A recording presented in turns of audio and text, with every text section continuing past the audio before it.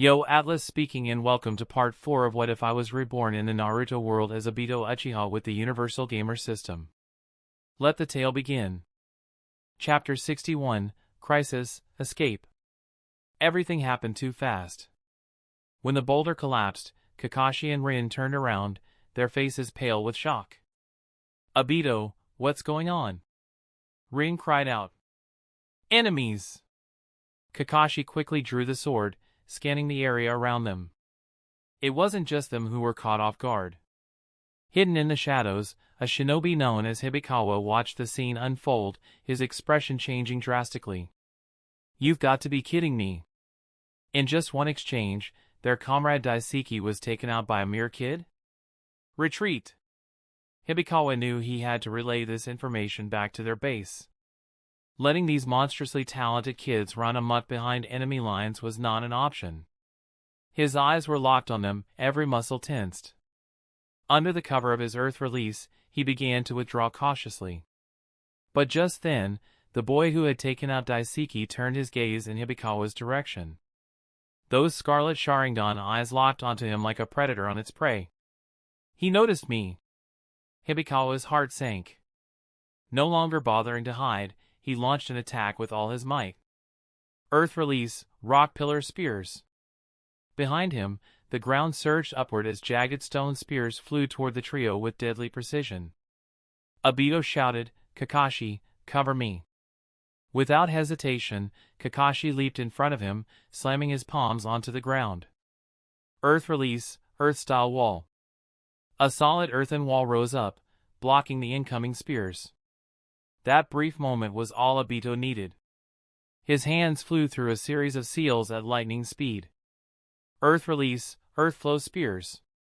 Massive stone spikes, each half a meter thick, erupted from the ground in front of the earthen wall, shooting toward Hibikawa.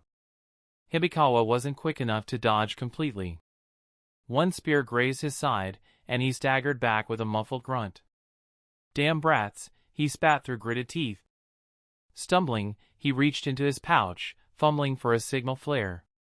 The earthen wall crumbled as the chakras sustaining it faded. With their view cleared, both Obito and Kakashi saw Hibikawa's desperate movements. He's trying to signal his allies. Stop him! Obito shouted, his voice laced with urgency. Deep in enemy territory, their survival depended on staying undetected. Kakashi didn't need the reminder. He was already moving, his blade slicing toward Hibikawa. At the same time, Obito completed his strongest jutsu. Lava release, scorching stream rock technique. Glowing molten orbs shot forward, cutting off all possible escape routes. Hibikawa, injured and cornered, barely managed to evade Kakashi's blade, but not entirely. His shoulder was nicked. To think, Hibikawa, would be pushed to this point by mere kids. He muttered bitterly, retreating further. Kakashi landed a short distance away, watching Hibikawa with predatory focus, ready to strike again at any moment. The molten orbs closed in, heat waves rippling through the air. Hibikawa could feel their searing intensity. Faced with no way out, Hibikawa's mind raced. He had two choices. He could launch the signal flare and die under the onslaught of lava. Or he could dodge the lava, temporarily preserving his life but ultimately dying at the hands of these two.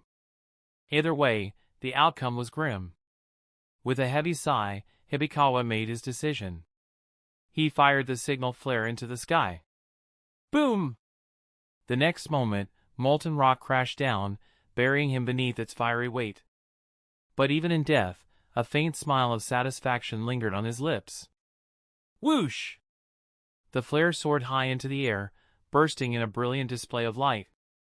The three young shinobi looked up, their hearts sinking. This guy, he'd rather die than let his comrades remain unaware, Obito muttered, staring at Hibikawa's smoldering grave, his expression conflicted. Their destinies seemed to have swapped places in an instant. System notification, choice successful. Reward obtained, 0.3 chakra points. The reward registered, but Obito felt no joy. They were about to face a grimmer reality than the original timeline.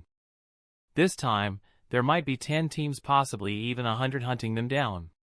Retreat! Abandon the mission! Kakashi barked. The three turned and fled back into the forest, retracing their path with desperate speed. Survival was now their only goal. The wind carried ominous whispers, the sound of pursuit growing louder behind them. Panic gripped the trio as they picked up their pace. But before long, rustling noises emerged from the tree ahead of them. Obito cried out, "We're screwed! Barbecue time!" With ambushes ahead and pursuers behind, they were trapped in a lethal pincer attack. Rin gripped her kunai tightly, her knuckles turning white. Kakashi silently deployed a shadow clone, the real him creeping forward cautiously. When the figures ahead came into view, both sides froze in surprise. "You? What are you doing here?" The three stood stunned, their eyes meeting those of unexpected allies or perhaps enemies. System update, incoming crisis detected. Chapter 62, Run for it. Out of nowhere, several figures emerged: Shikayu, Ryoko, and Nagano. Their sudden appearance startled Obito, Kakashi, and Rin just as much as it did the other group. Kakashi was the first to snap out of his shock, immediately urging the group in a sharp, urgent tone. "This isn't the place to talk. Move! We'll talk while retreating." Understanding the dire situation, everyone bolted, making their way quickly to safer ground. As they ran, Obito formed a string of hand seals mid-stride. Shadow Clone Jutsu. A perfect replica of himself materialized beside him, the clone's eyes shimmering with a peculiar resolve. It spoke softly, but with deep emotion. "Forgive me, Obito. This will be the last time." Without another word, the clone broke off, remaining in place as the group continued their retreat. Though the danger was pressing, curiosity flickered among the group. Rin, ever the one to ask what everyone was thinking, turned her head toward Obito as they ran. "Obito, what was that about?" Obito waved his hand dismissively as he replied, his tone light-hearted. "Ah, I've got plenty of chakra to spare. That's why I left the clone behind to slow down the ones chasing us." The others fell silent for a moment, exchanging glances of disbelief. The reasoning made sense, but why did his clone feel the need to deliver such a dramatic line before leaving? Shikayu couldn't help but ask, his tone dripping with mild exasperation. "Yeah, but did the clone really need to add a monologue?" Ignoring the jab, Obito turned toward Shikayu. "Anyway, what are you three doing here?" Shikayu sighed heavily, his voice tinged with frustration as he began to explain. "Before heading to the front lines, our sensei said Iwagakure's main forces would be concentrated there, leaving their rear support as stretched thin as Konoha's. So, they sent us behind enemy lines to scout around their supply routes and gather intelligence. Once we gathered enough intel on their setup, we were supposed to return to Konoha so the Jonin station back home could assess whether an opportunity presented itself to strike." Obito nodded, his expression dawning with understanding. "Ha! Sounds like our senseis were thinking along the same lines." Ryoko raised an eyebrow, her voice curious. "Walt, don't tell me was Minato Senpai's team sent here for a similar scouting mission?" Rin shook her head. "Not quite. Our mission is to destroy Canopy Bridge in a surprise attack." That left Shikayu and his squad utterly speechless. What? They thought sneaking behind enemy lines to scout was already a bold and dangerous move. But Minato's team? They were going straight for Iwagakure's supply lifeline. Absolutely fearless. "Damn," Shikayu muttered under his breath, genuinely impressed. "Talk about guts." Kakashi chimed in, his voice as sharp and matter-of-fact as ever. "We ran into 2 Iwagakure Jonin earlier. We managed to eliminate them, but not before one of them set off a signal flare. That's probably what led you 3 here," he added, glancing over at Nagano. He nodded quickly. "Yeah, we were nearby when we saw the signal. Figured something was going down, so we came over to check it out." Her expression suddenly shifted, her eyes widening in realization. "Wait a second, you said you killed 2 Jonin?" Obito puffed out his chest with mock bravado, smirking. Yup. One clean strike each. If the second guy hadn't been so far away, he wouldn't have even had time to fire that flare. Nagano narrowed his eyes skeptically. Yeah, sure. Oh, and did I mention we took out another one earlier? Obito added, his grin widening. Nagano groaned, covering his ears with both hands. I'm not listening. Blah blah blah, I can't hear you. Meanwhile, back at the site of the skirmish, Obito's shadow clone was putting on an unorthodox show. It formed a quick series of hand seals, adopting the appearance of a certain flirty kunoict. Phew, the clone muttered in a feminine tone, fluffing its disguise. Much better this way. As if acting on its own whims, the clone continued jogging forward, seemingly unbothered by the enemy forces rapidly closing in. In the dense forest nearby, a small Twagakure unit advanced cautiously, their expressions grim. There's no way someone like Hibikawa would go down that fast, one of the shinobi growled. No way. This particular squad had been closest to the flare when it went off. From the time they saw it to the moment they arrived, only minutes had passed. And yet, their comrades were gone. Utterly wiped out. Whoever they are, they must have taken Hibikawa and Daisuke out almost instantly, the squad leader muttered, his fists clenched. No time to warn anyone. Suddenly, the censorine in the group perked up. Captain, I'm picking up movement ahead.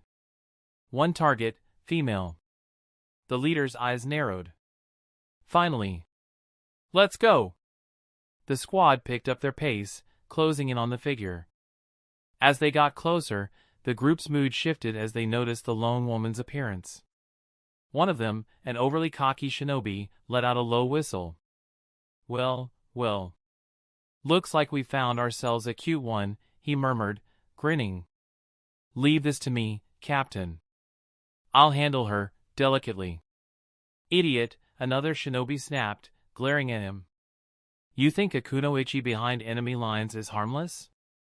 Let me handle this. You'd just screw it up. The first shinobi rolled his eyes but didn't argue further, confident they'd overwhelm her with ease. The woman appeared to be panicked, stumbling as she ran, glancing nervously over her shoulder. She hadn't noticed the transparent figure closing in behind her, one of the IWA shinobi using a camouflage jutsu. The cloaked figure lunged, wrapping an arm around her waist and pressing a kunai to her neck. His other hand wandered. Heh. Don't fight, sweetheart, or I might slip, he whispered smugly. Now, how about you tell us where your friends are hiding? Do that, and maybe we'll go easy on you. The woman froze, her face turning bright red. Her voice trembled as she stammered. Why, you're too much. I'm so embarrassed I could just. The IWA shinobi blinked. Huh? Explode. Before he could process her words, a deafening blast shook the forest. The kunachi was gone, replaced by smoke and the aftermath of a violently exploding shadow clone. Gah! The attacker screamed as he was launched backward, his body crumpling against a tree. The remaining two IWA shinobi stared at the destruction in stunned disbelief. What the hell just happened? One of them shouted. A shadow clone? The other stammered. But since when do they explode? They looked at each other, utterly baffled. This was not in their training manuals. Chapter 63, Ambush. And San lay sprawled on the ground. Every inch of his body throbbed with searing pain. Even so, he forced himself to lift an arm, shakily reaching toward a critical area. Huff. Ha. A deep sigh of relief escaped his lips. At least that was still intact. Walt, hold the hell up. He frantically fumbled around, patting himself down. His expression froze. It was empty. Completely empty. Gone. I've been cleaned out. His anguished scream tore through the skies, startling countless birds into flight. I'll kill them all. I swear I'll kill them. Seeing him in utter despair, others ninja unconsciously gulped. If he had been the one in that spot earlier. Yikes. Good buddy, he muttered under his breath, your big bro owes you for life. Hearing the explosion behind them, Obito's shadow clone memories synchronized instantly. Obito's expression shifted. Everyone, pick up the pace. They're catching up fast. Shikayu's eyes lit up. OL, Obito, did you bring any explosive tags? Explosive tags? Obito scratched the back of his head sheepishly. No, I didn't bring any. Shikayu froze mid-step. No tags? Then that explosion just now, was them? Obito shook his head. Nah. That was my shadow clone detonating itself. I guess it got shy? Shikayu, 777. Why the hell would your shadow clone get shy? Wait. Why would it explode in the first place? The 6 of them were sprinting at full speed, chakra propelling them forward. Even so, the pursuing forces behind them steadily closed the gap. Though Iwagakure had left only a minimal number of shinobi to guard the rear, even a minimal IWA force was no joke. At least 10 squads of skilled shinobi were hot on their trail, systematically tracking and flanking them. As the 6 sped forward, the ground beneath their feet suddenly began to tremble. Kakashi's eyes widened in alarm. This is Earth release, tearing Earth turning palm. Not far ahead, 3 IWA squads had coordinated their assault, launching a massive earth-shattering jutsu. Boom! Boom! Boom! The earth groaned and split as their attack hit, creating gaping chasms that stretched like endless ravines before them. Not only that, terrifying waves of chakra surged from below, bursting upward like a tangible force. Dust and debris filled the air. The 6 of them felt the ground collapse beneath their feet, sending them plummeting downward. Everyone, watch out! Kakashi, reacting with lightning-fast reflexes, grabbed Ryoko by the arm. With a quick push off the crumbling wall, he leaped clear of the falling debris, safely landing on stable ground. Obito dangled precariously in the rift. Grabbing Rin, he shoved her upward with a burst of strength. Go! Get to safety. Obito! Shikayu's voice called out, frantic. Lend me a hand. Turning, Obito saw Shikayu clinging to the cliffside. His hands flashed through hand seals, his face flushed red with effort. From Shikayu's shadow, a tendril extended outward, gripping Nagano, who dangled limply from a jagged outcropping. It didn't take a genius to see what had happened. Nagano, unlucky as ever, had been caught in the brunt of the earlier chakra wave. Completely dazed, he couldn't even mold chakra to save himself. If not for Shikayu's quick thinking with his shadow technique, Nagano would have been toast. Hang tight, I am coming. Obito released chakra to his feet and launched himself toward Nagano. 2 seconds later, he landed beside him, bracing himself on the rocky ledge. Without hesitation, Obito grabbed Nagano and hoisted him over his shoulder. Got him! Let go, Shikayu. The shadow receded as Shikayu scrambled upward. Obito ran a few steps, assessing the remaining distance to the ledge above. Muttering under his breath, he gauged the jump. All right, this should work. Go! With a grunt, Obito used his hips to hurl Nagano upward. Why, Nagano flailed helplessly in the air, the rush of cold wind snapping him back to consciousness. He landed heavily on the upper ground, where Rin rushed to help him up. Obito! Hurry! Rin called down anxiously, reaching toward him. Obito looked up, just in time to see her terrified expression. Rin, move, he screamed, his voice cracking. What 7? The ground-shattering ambush had taken mere seconds to unfold. But those seconds were all the IWA shinobi needed. The 3 squads that had launched the jutsu were already on the move, closing the distance with ruthless efficiency. They weren't about to let their prey escape. Earth release, Earth spear? 9 IWA shinobi moved in perfect unison, launching an overwhelming barrage of earthen spears. The spears shot forth like a deadly rain, aiming to skewer the group from every direction. Damn it! Kakashi's face paled. Quickly forming seals, he slammed his hands to the ground. Earth release, mud wall. A wall of earth rose swiftly, shielding him and Ryoko from the deadly assault. Shikayu leapt behind the wall, his shadows stretching out to shield Rin and Nagano. But he had pushed himself too far. His chakra reserves were drained, and the shadow tentacles faltered, sluggish and weak. The stone spears closed in, sharp and unrelenting. There was no escape. A sickening sound echoed through the air as the first spear struck its mark. Warm blood spattered across Obito's face. He stared, frozen, as Rin fell into his arms. System, sorry for the delay earlier. I'll keep working on this until we reach the climax. Chapter 64, Kamui. Rin. Tears slid down Obito's face. For a moment, it felt as though his heart had stopped. He had thought he was going to lose her. Rin's eyes were brimming with tears as well. Her voice choked as she spoke. I'm fine, Obito, but Nag, he. The memory of what had just happened flashed through Obito's mind. At the last moment, when the stone spears had been hurtling toward them, Nagano had shoved Rin into a crevice. He hadn't been fast enough to dodge himself, and the spears had pierced him. Obito's heart sank as he looked at the girl in his arms. He spoke firmly, hold on tight. Rin curled into his chest, nodding her small head vigorously. Okay. Obito tightened his hold on her and leapt upward, bursting through to the surface.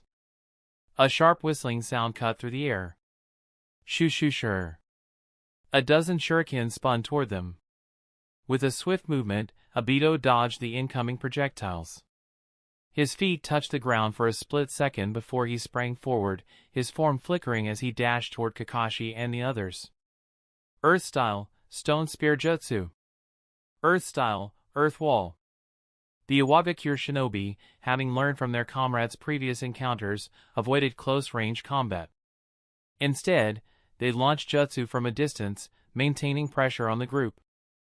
This was their territory, after all. They had no need to rush. The longer they dragged this out, the greater their advantage. Obito, over here? Kakashi called out, signaling him. Dodging wave after wave of attacks, Obito maneuvered through the battlefield, eventually reuniting with his teammates. He set Rin down beside Kakashi, taking a brief moment to catch his breath during the lull in combat. His gaze shifted to a figure lying in a pool of blood not far away. Nagano's body was pierced by 4 or 5 stone spears, blood pooling beneath him. Despite his injuries, he was struggling to lift his head and look in their direction. Nagano. Obito felt his blood boil, his entire body trembling with emotion. A chain deep within his mind rattled, threatening to snap. He could almost hear the sound of it breaking.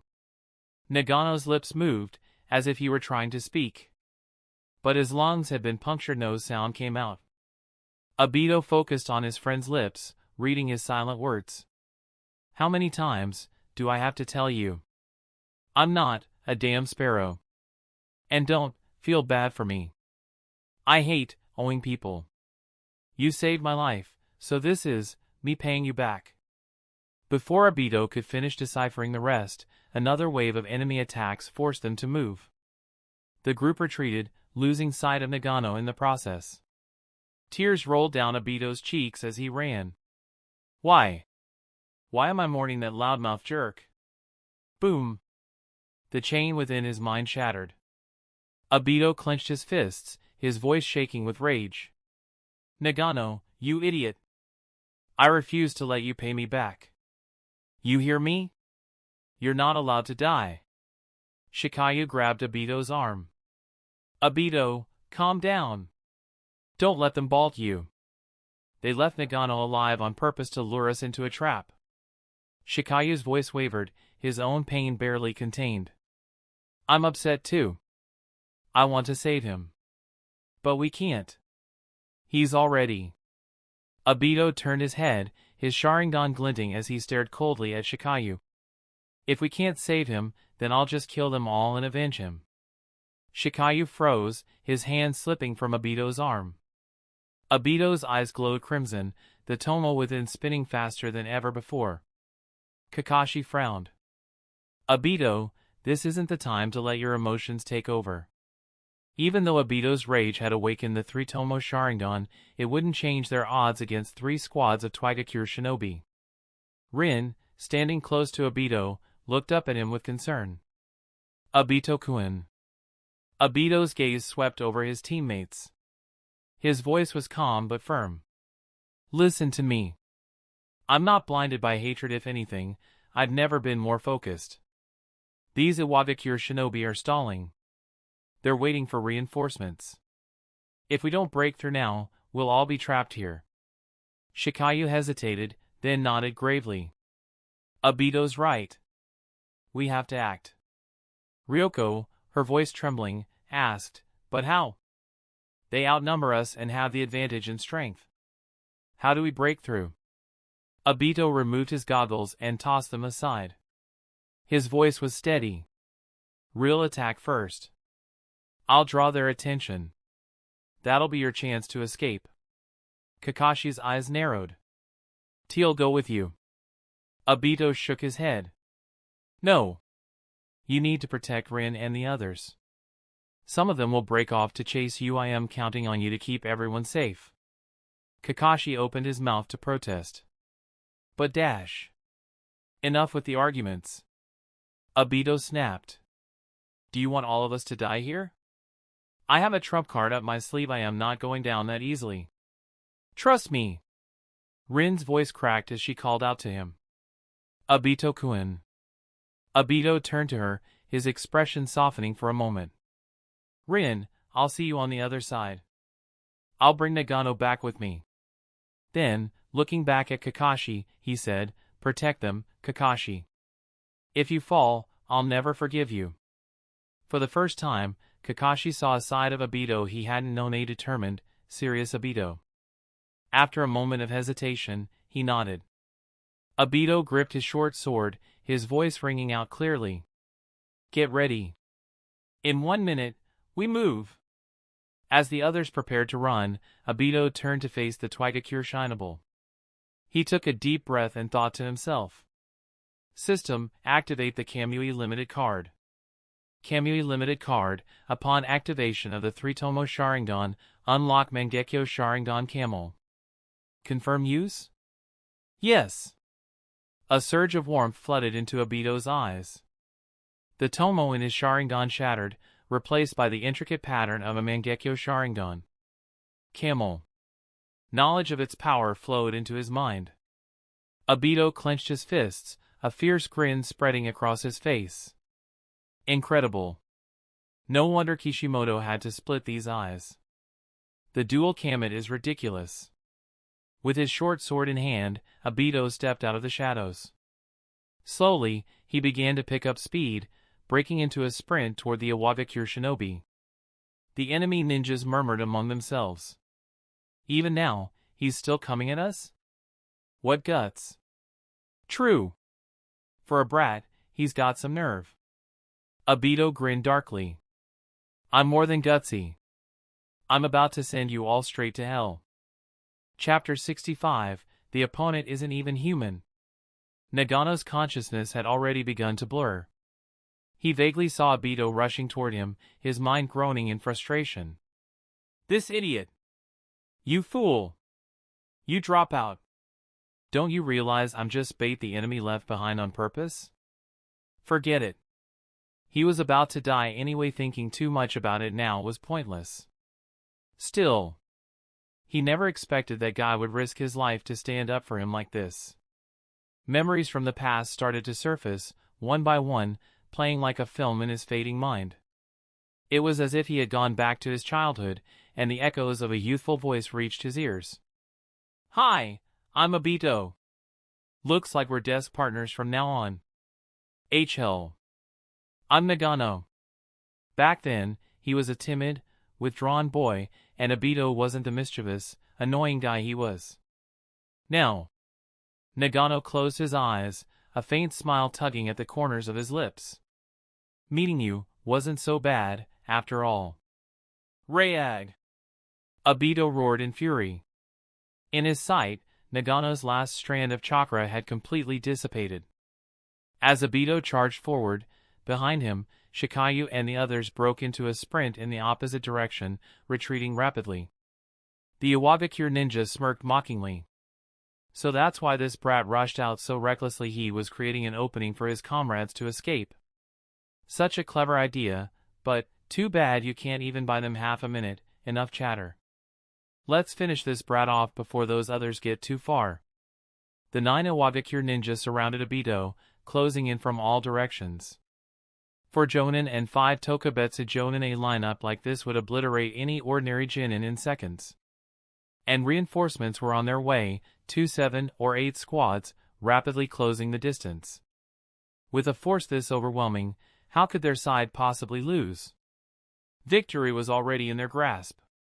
Just rush him and end this. Ding! A familiar sound rang in Obito's mind. Oh, great.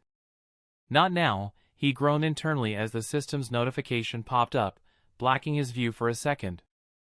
Option 1, kill 10 Iwabikure ninja. Reward, 0.1 units of chakra. Option 2, kill 20 Iwabikure ninja.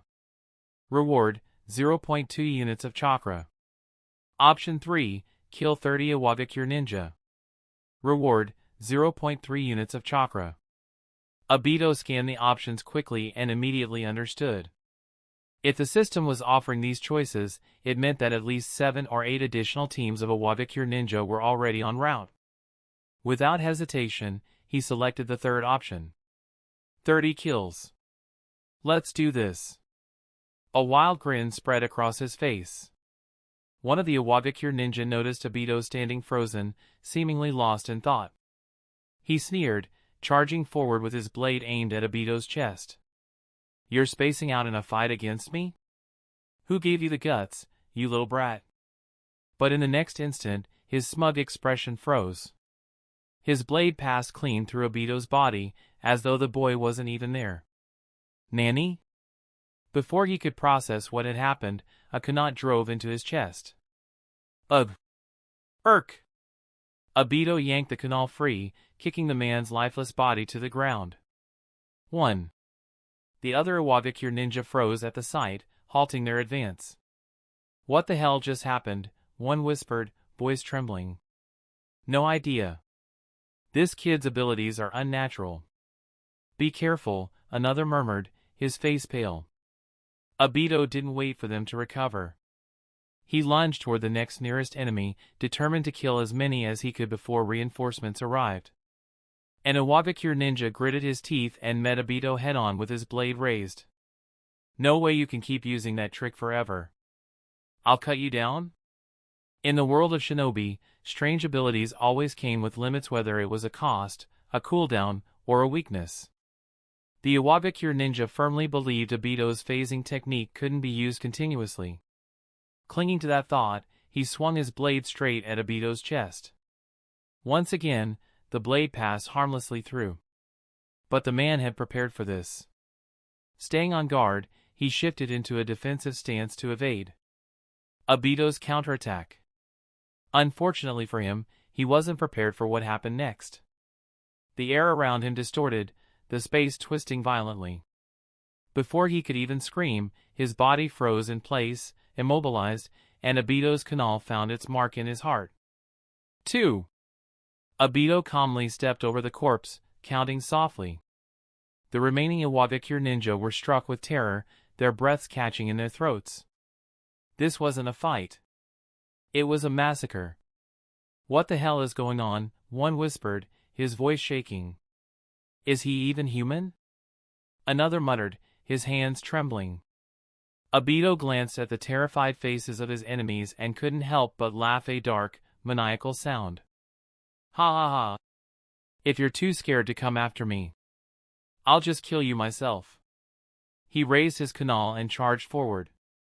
The 7 remaining ninja exchanged panicked looks. There was no choice now. If they didn't fight, they'd die. As one, they steeled their resolve and charged at Obito. But their resolve wouldn't save them. One of the ninja locked eyes with Obito mid-charge. 3, Obito murmured. The man's head suddenly imploded, crushed by a violently warped space. Blood, bone, and, was that green? Oh, right, he'd been wearing a green headband. The gore splattered the ninja nearest to him, who, out of pure reflex, licked his lips and immediately gagged. What is this? This isn't normal. This isn't human. Obito tilted his head slightly, his gaze cold and detached. He was no longer looking at them like opponents. He was looking at them like corpses. What are you? One of them finally shouted, voice cracking with fear. Obito's Sharingan gleamed as he stepped forward. Huh? Did you just call me a monster? Before the man could respond, his head exploded in a burst of blood and flesh. 4, Obito said nonchalantly, wiping the blood off his face. This wasn't even a challenge anymore. Back in this era, the power of the Mangekyo Sharingan was an unparalleled cheat code.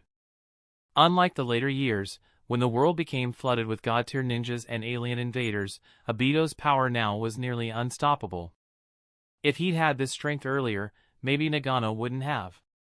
Obito shook his head, clearing the thought. He didn't have time for regrets. Not now. Chapter 66, Obito's Thoughts. Obito stored Nagano's lifeless body into his Kamui dimension. Dead Sparrow, just wait, when I unlock more power, I'll bring you back. You and Uncle Sakumo. I'm sure he'd love to have a chat with you. Say whatever you want to him then. I'll let you rant all you like. His voice was light, almost joking, but the weight in his chest didn't lessen. Not one bit.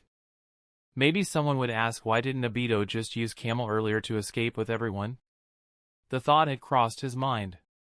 One quick Camel, and he could have vanished with the others. Problem solved. But that would have exposed his abilities. And if certain people say, a 55-year-old Danzo Shimura, that conniving snake caught wind of what he could do. Well, Obito didn't even want to think about what kind of schemes Danzo would come up with to get his Sharingan. No. As long as he stayed here and drew enough attention, Kakashi and the others would be safe. Besides, he still had a score to settle. Nagano's death wouldn't go unavenged. Shaking his head, Obito shoved his thoughts aside and let out a crazed laugh as he charged forward. Ha ha ha. Let's go! A short blade gleamed in his hand as he threw it to the side, deflecting an attack from an Iwagakure shinobi. In the same motion, flames enveloped his hands as he plunged one into another enemy's chest, incinerating their heart in an instant. 5, 6, 7, 8, 9. Obito tore through the battlefield like a wolf among sheep. No. Calling this a battle would be generous. It was a one-sided massacre. Picking up his short blade again, Obito glanced toward the nearby forest. 10 Iwagakure squads surrounded him, their expressions a mix of shock and caution. This brat took out 3 squads on his own? I thought Konoha had no one left. Who knew they had a kid like this hidden away? Damn it. He doesn't even look older than my son. Raising a child like him, Konoha really does breed monsters. But the most unsettling thing for the IWA shinobi was the boy's calmness. Despite being surrounded by such overwhelming numbers, Obito didn't panic. He didn't even look fazed. Instead, he nonchalantly straightened his clothes, as if the battle hadn't even started. The squad leaders whispered among themselves. He can't be alone.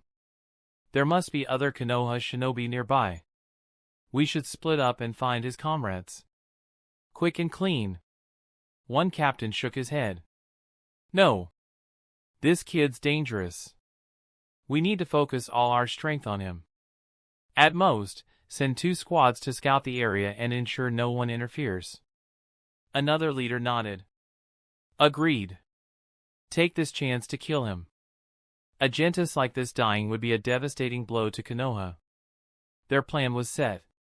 2 squads peeled away, racing off in the direction of Kakashi's group. Obito watched them leave. 2 squads? That shouldn't be a problem for Kakashi. He could handle it. That left 10 squads here. He tightened his grip on his short blade. Guess I should give them a proper welcome. Charging forward, Obito plunged straight into the 30-man formation. To an outsider, it might have looked like he was the one surrounding them. Stay sharp, one of the captains barked. Don't get careless, attack together. The sheer number of shinobi made it impossible for them to use large-scale jutsu without hitting their own comrades. Forced to rely on smaller attacks, they hurled Konoha and single-target jutsu at Obito.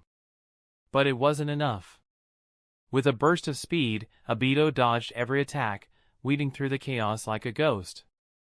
In an instant, he was upon them. Die! 4 or 5 shinobi slashed at him simultaneously. But their blades passed through his body as if he weren't even there. Some of them even struck their own allies in the confusion. Taking advantage of their shock, Obito leapt into the air. He inhaled deeply before exhaling a molten spray. Lava release. Boiling lava rained down on the group, burning through flesh and bone alike. The screams were brief, most of them didn't last long enough to cry out. One captain's eyes widened in horror. Intangibility? Lava release? A Kekkojinkat? Everyone, fall back. Keep your distance. Obito's voice was cold, mocking. Fall back? How exactly do you plan on escaping me? He moved like a demon, slipping between their attacks, untouchable and relentless. The Twaigakure shinobi couldn't hit him, and they couldn't run. One by one, they fell, their corpses piling up like broken dolls. The captains were beside themselves. They thought they'd been cautious. They thought they'd prepared. But who could have predicted this? 30 elite shinobi, reduced to a panicked mess, slaughtered by a single boy. This can't be real. Are we in the wrong script? Asterisk signal for reinforcements, one of the captains shouted. Moments later, a bright signal flare lit up the sky. Obito didn't even flinch. He kept killing. First, he couldn't reach the guy who fired the flare in time. Second, the more chaos he created here, the safer Kakashi and the others would be. Kill them all. That's all that matters, he muttered to himself. The IWA reinforcement saw the signal and hesitated. Didn't we send 10 squads? How are they still not done? Yeah. Konoha's rearguard should have been empty. What's going on? Despite their confusion, another 20 squads rushed toward the signal. System, choice successful. Reward obtained, 0.3 chakra points. The familiar voice rang in Obito's ears. A warm current flowed through his body, easing his fatigue. Phew! With one final slash, he killed the last remaining shinobi in front of him. Only a few managed to escape. The rest 20-some bodies lay scattered around him. With Camel and Lava Release, 2 powerful Kekkojinkat, the ordinary IWA shinobi didn't stand a chance.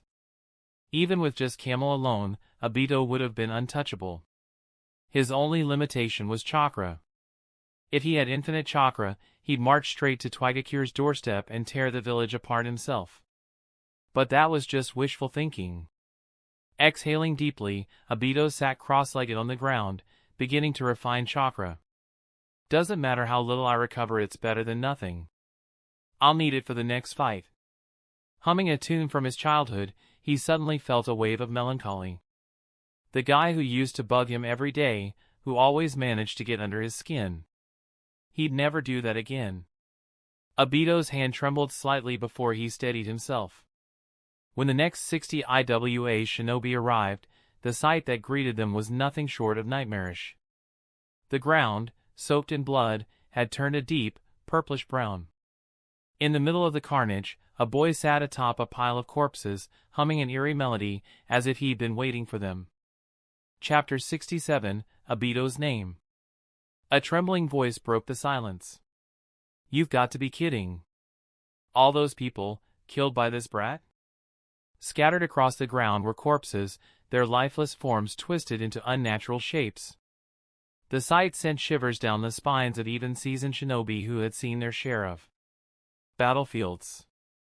But this scene was on another level. A lone boy, barely half a man's height, had single-handedly slaughtered nearly 60 enemies. He now sat calmly atop the pile of bodies, waiting for the next wave of foes to arrive. What kind of presence was this? Someone couldn't help but ask, "Who are you?" Obito, with his eyes half closed, used this brief reprieve to recover his chakra while maintaining an air of calm. "I am Obito," he said nonchalantly, "the foremost among Konoha's peers, the one who outshines countless prodigies." "My teacher? I'm sure you've heard of him. He's the fastest man alive, the renowned Yellow Flash of the shinobi world?" A collective gasp rippled through the ranks of Awatakure shinobi, the sound of their sharp intakes of breath resembling deflating tires. So he's the Yellow Flash's disciple. No wonder he's so strong at such a young age, one muttered in realization. Another, IWA Shinobi A, whispered nervously, "Didn't they say we should abandon our missions if we encounter the Yellow Flash?" "So, does that apply to his student too?" IWA Shinobi B scoffed and spat in disdain. "TCH. Scared of a kid? You're a disgrace to shinobi everywhere. I can't believe I'm on the same team as you." Embarrassed, A hung his head. But before he could retort, B coughed twice and turned to their captain. Captain, what's the plan? Are we retreating or not?" 777. Obito observed the hesitant IWA shinobi and thought quickly. He had invoked his teacher Minato's name precisely to intimidate them and buy time to replenish his chakra. As for calling himself Obito, well, it was all part of the ruse. Such an odd nickname would surely mislead the enemy into overestimating his leg strength. If a fight broke out, they might focus on defending against kicks, giving him an opening to strike with his real skills. The leaders of the IWA forces exchanged uneasy glances, genuinely unsure of their next move. The boy's strength was undeniable, and being the Yellow Flash's disciple only added to his mystique. "Wait a second," one of the leaders suddenly said, narrowing his eyes. "If this Obito really had the power to wipe us out, why would he waste time talking to us?" Another leader nodded in agreement. "Exactly. He must have overexerted himself earlier and is stalling to recover. Don't let him catch his breath. Take him out now." Their loud exchange reinvigorated the morale of the surrounding shinobi. Smirking, they fixed their eyes on Obito.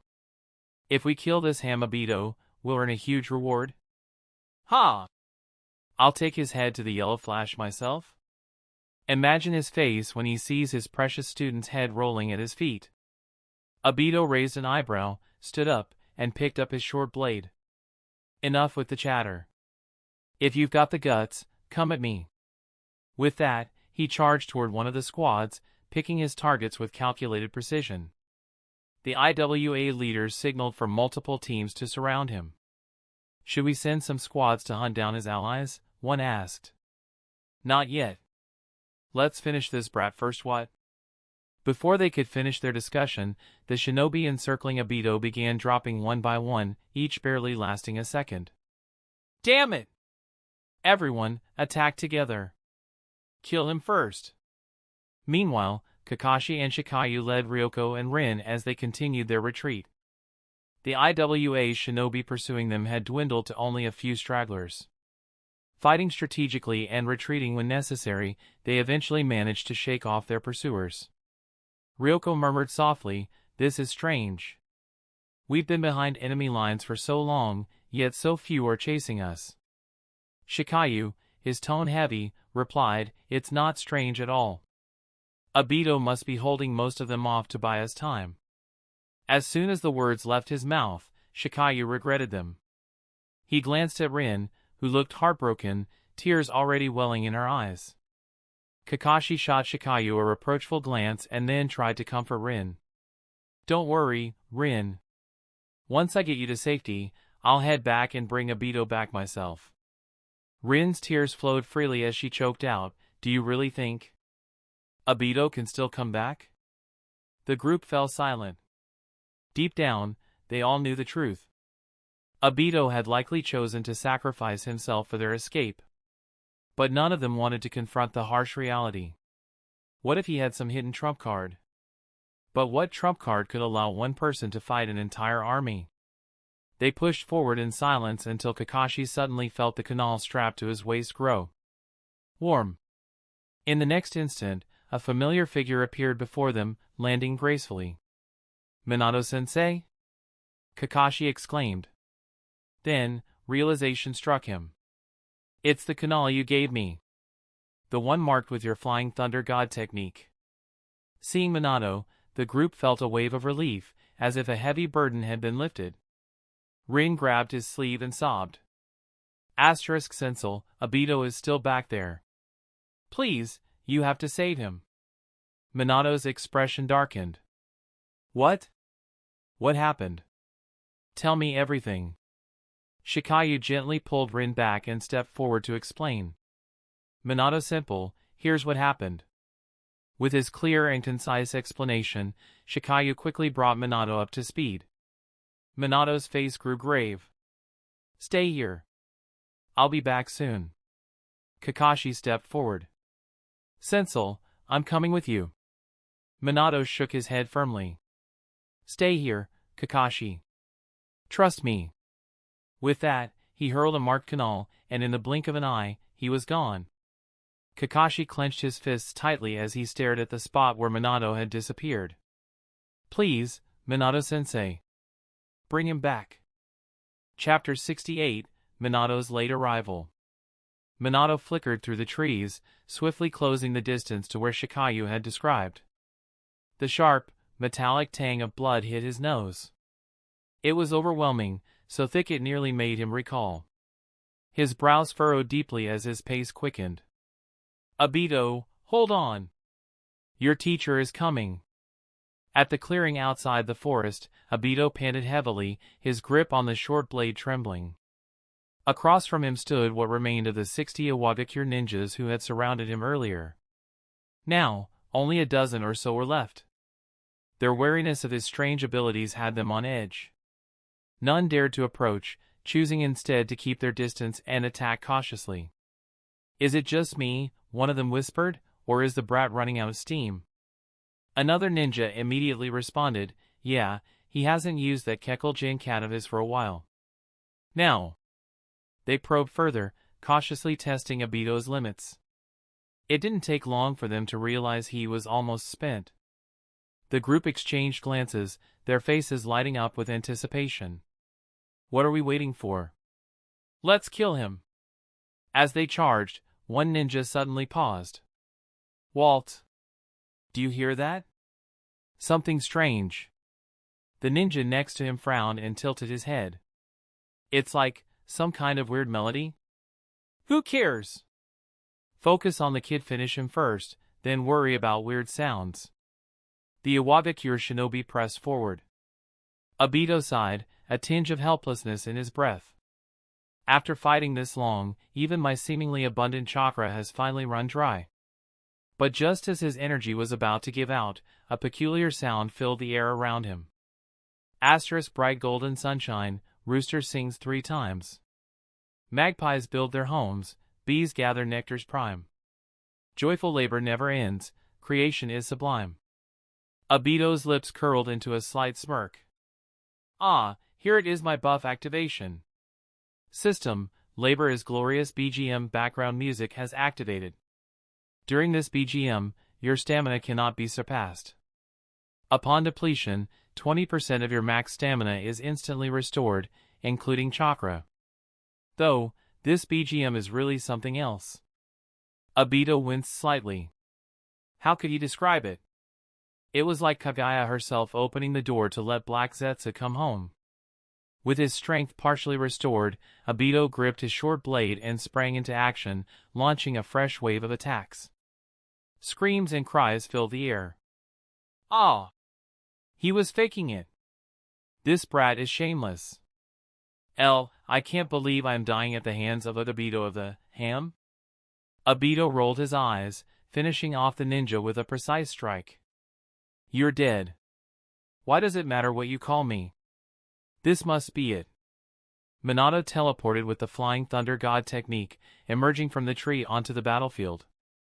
Obito! Minato froze at the sight before him. His student slumped against a tree, clutching his blade. Surrounding him was a veritable sea of Iwagakure corpses, at least 70 to 80 bodies strewn across the ground. Obito opened his eyes at the familiar voice, smiling weakly. "Ah, Minato-sensei. You're here." The boy's grin, coupled with the blood splattered across his face, painted an eerie image. Minato's chest tightened as he spoke, voice trembling slightly. "I'm sorry, Obito. I'm late."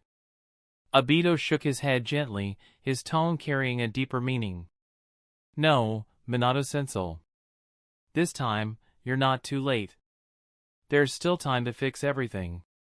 Minato knelt down, carefully helping Obito to his feet. He didn't care about the blood that stained his hands and cloak, pulling his student into a tight embrace. For a long moment, they stood there. Finally, Minato released him, hesitating before asking, "Obito, what happened here? How?" He didn't want to press, but he couldn't help his curiosity. Obito's strength had clearly skyrocketed far beyond what Minato had expected. Obito lowered his head, his voice tinged with sorrow. "After Nagano's sacrifice, my grief awakened the three Tomo Sharingan." He paused before continuing, "And I've also gained mastery over the Kekkle Jenkle, Lava Release." Minato nodded thoughtfully. The three Tomo, and Lava Release. Glancing at the burnt and scarred remains of the enemies around them, he began piecing it together. So that's how. Still, Minato marveled at Obito's incredible chakra reserves. He might have at least 1% of Kushina's chakra capacity now. And his strength, he's likely among the upper echelons of the ninja world. But, his heart ached for Nagano. "Sensei," Obito said hesitantly, "we failed the mission you assigned us." Minato shook his head gently. "I know. I've already spoken to Kakashi and the others. They explained everything." Obito's expression shifted to concern. "Are they all right?" "They're fine," Minato assured him. "They were worried about you, especially Rin." Obito let out a sigh of relief, though his chest tightened at the thought of Rin's concern. Minato ruffled Obito's hair affectionately. "All right. Rest here. I'll handle the rest and take you back soon." Obito nodded. "Thank you, Minato-sensei." Living up to his name as the Yellow Flash, Minato vanished in a blur and returned just as swiftly. Obito, now slightly recovered, stood anxiously. "Sensei, did you destroy the Canopy Bridge? Did you finish off the remaining IWA ninjas?" Minato nodded silently, his expression firm. Though he longed for peace, he was no fool who would hesitate against enemies in war, especially those who had initiated the conflict. "Good," Obito muttered, exhaling in relief. Now, there was little chance of his camel being exposed. But he knew his rising strength wouldn't remain hidden for long. After this battle, he might join Shizzle as a renowned name in the ninja world. Shizzle of the Body Flicker, and Obito. Obito grimaced. The title didn't quite have the same ring. Well, he'd just have to think of something better later. After all, everyone who fought him was dead. Now, as long as none of them were resurrected through Edo Tensei, his reputation was safe. Chapter 69, Developing Hashirama's Cells. Obito was still too naive. In the ninja world, there were countless ways to deliver information. Perhaps the remaining Iwagakure forces didn't have time to fully record Obito's abilities and send them back to the land of Earth. But spreading just a name? That was easy enough. Minato extended his hand toward Obito with a warm smile. "Come on, Obito, let's go home." Obito grasped Minato's hand and nodded firmly. In the blink of an eye, Minato teleported, taking Obito to where Kakashi and the others were. "Minato-sensei. Obito-kun." Rin burst into tears the moment she saw Obito. "Don't cry, Rin. See? I'm back." Rin, sobbing, was about to throw herself into Obito's arms, but he quickly waved her off. "Rin, don't hug me! I'm covered in blood." He scratched his head sheepishly. "I tried wiping some off on Minato-sensei earlier, but, Before he could finish, Rin had already thrown her arms around him. "Do you even know how worried I was?" Obito froze, awkward and helpless. "Rin, don't cry! I promise I won't make you worry again." After a while, Rin finally let him go, and Obito sighed in relief. But the next second, Kakashi grabbed him, leaning close to whisper gravely, "Next time, I won't leave you behind. Whatever it is, we'll face it together." Then he released Obito. Shikayu followed, pulling Obito into a firm hug and patting his back. "It's good to have you back. I've already lost one friend today, I didn't want to lose another." After a moment, Shikayu stepped back. Obito, arms still raised, turned to look at Ryoko. "All right, just waiting on you now." Ryoko hesitated. While she was thrilled Obito had returned alive, she hadn't planned on hugging him. But thinking about all he had sacrificed for them today, she stepped forward and hugged him. "Whoa!" Ryoko's sighs startled Obito into silence. Flustered, she let go and ran off, her face flushed. Minato stood nearby, watching with a gentle smile. Once everyone had their moment, he spoke. "Let's head back to Konoha." "Yeah." On the way back, Shikayu broke the silence. "Minato-senpai, what do you think will happen next in this war?" Minato pondered for a moment before replying. Twigakur was already at a disadvantage on the front lines. Now that their supply lines are destroyed, this war won't last much longer. Konoha will soon claim victory. Rin sighed with relief. "That's wonderful." Her kind heart hated war and violence. Obito glanced at Rin, his resolve hardening. "Even if it's just for her, I'll rebuild this world." Minato turned to the group. "Konoha's victory is thanks to all of you, including Nagano. The sacrifices you've made are not in vain." Kakashi nodded silently, thoughts of his father surfacing. "Father, if you were still here, I hope you'd be proud of me." As for Ryoko. "Huh? Who is Ryoko again?" Minato and the others walked ahead, giving the two younger ones space to themselves. Rin held Obito's hand, asking uncertainly, "Obito, is there something wrong with your eyes? I noticed you squinting several times while looking at things." Her words made the group turn back, curiosity etched on their faces. Obito's heart sank, but outwardly, he scratched his head nonchalantly. "Maybe I've just overused my Sharingan. My eyes feel a bit tired, but I'll be fine after some rest." Rin tilted her head in understanding. "Oh, I see, as long as you're okay?" Seeing no suspicion from the others, Obito turned his focus inward, examining his eyesight. Without Rin's comment, he might not have noticed he was nearsighted. Judging by his previous life's experience, it was only mild, but enough to be annoying. What the heck? Weren't Hashirama's cells supposed to fix everything? Baffled, he mentally called out to the system. "Hey, system bro, care to explain why I'm still nearsighted?" The system chimed in his mind. Ding! Your current level of Hashirama cell integration is still at the lowest stage. Frequent use of ocular jutsu still strains your eyes, leading to nearsightedness. Obito, 777. You could have mentioned that earlier. System, you never asked, bro. You never asked, bro.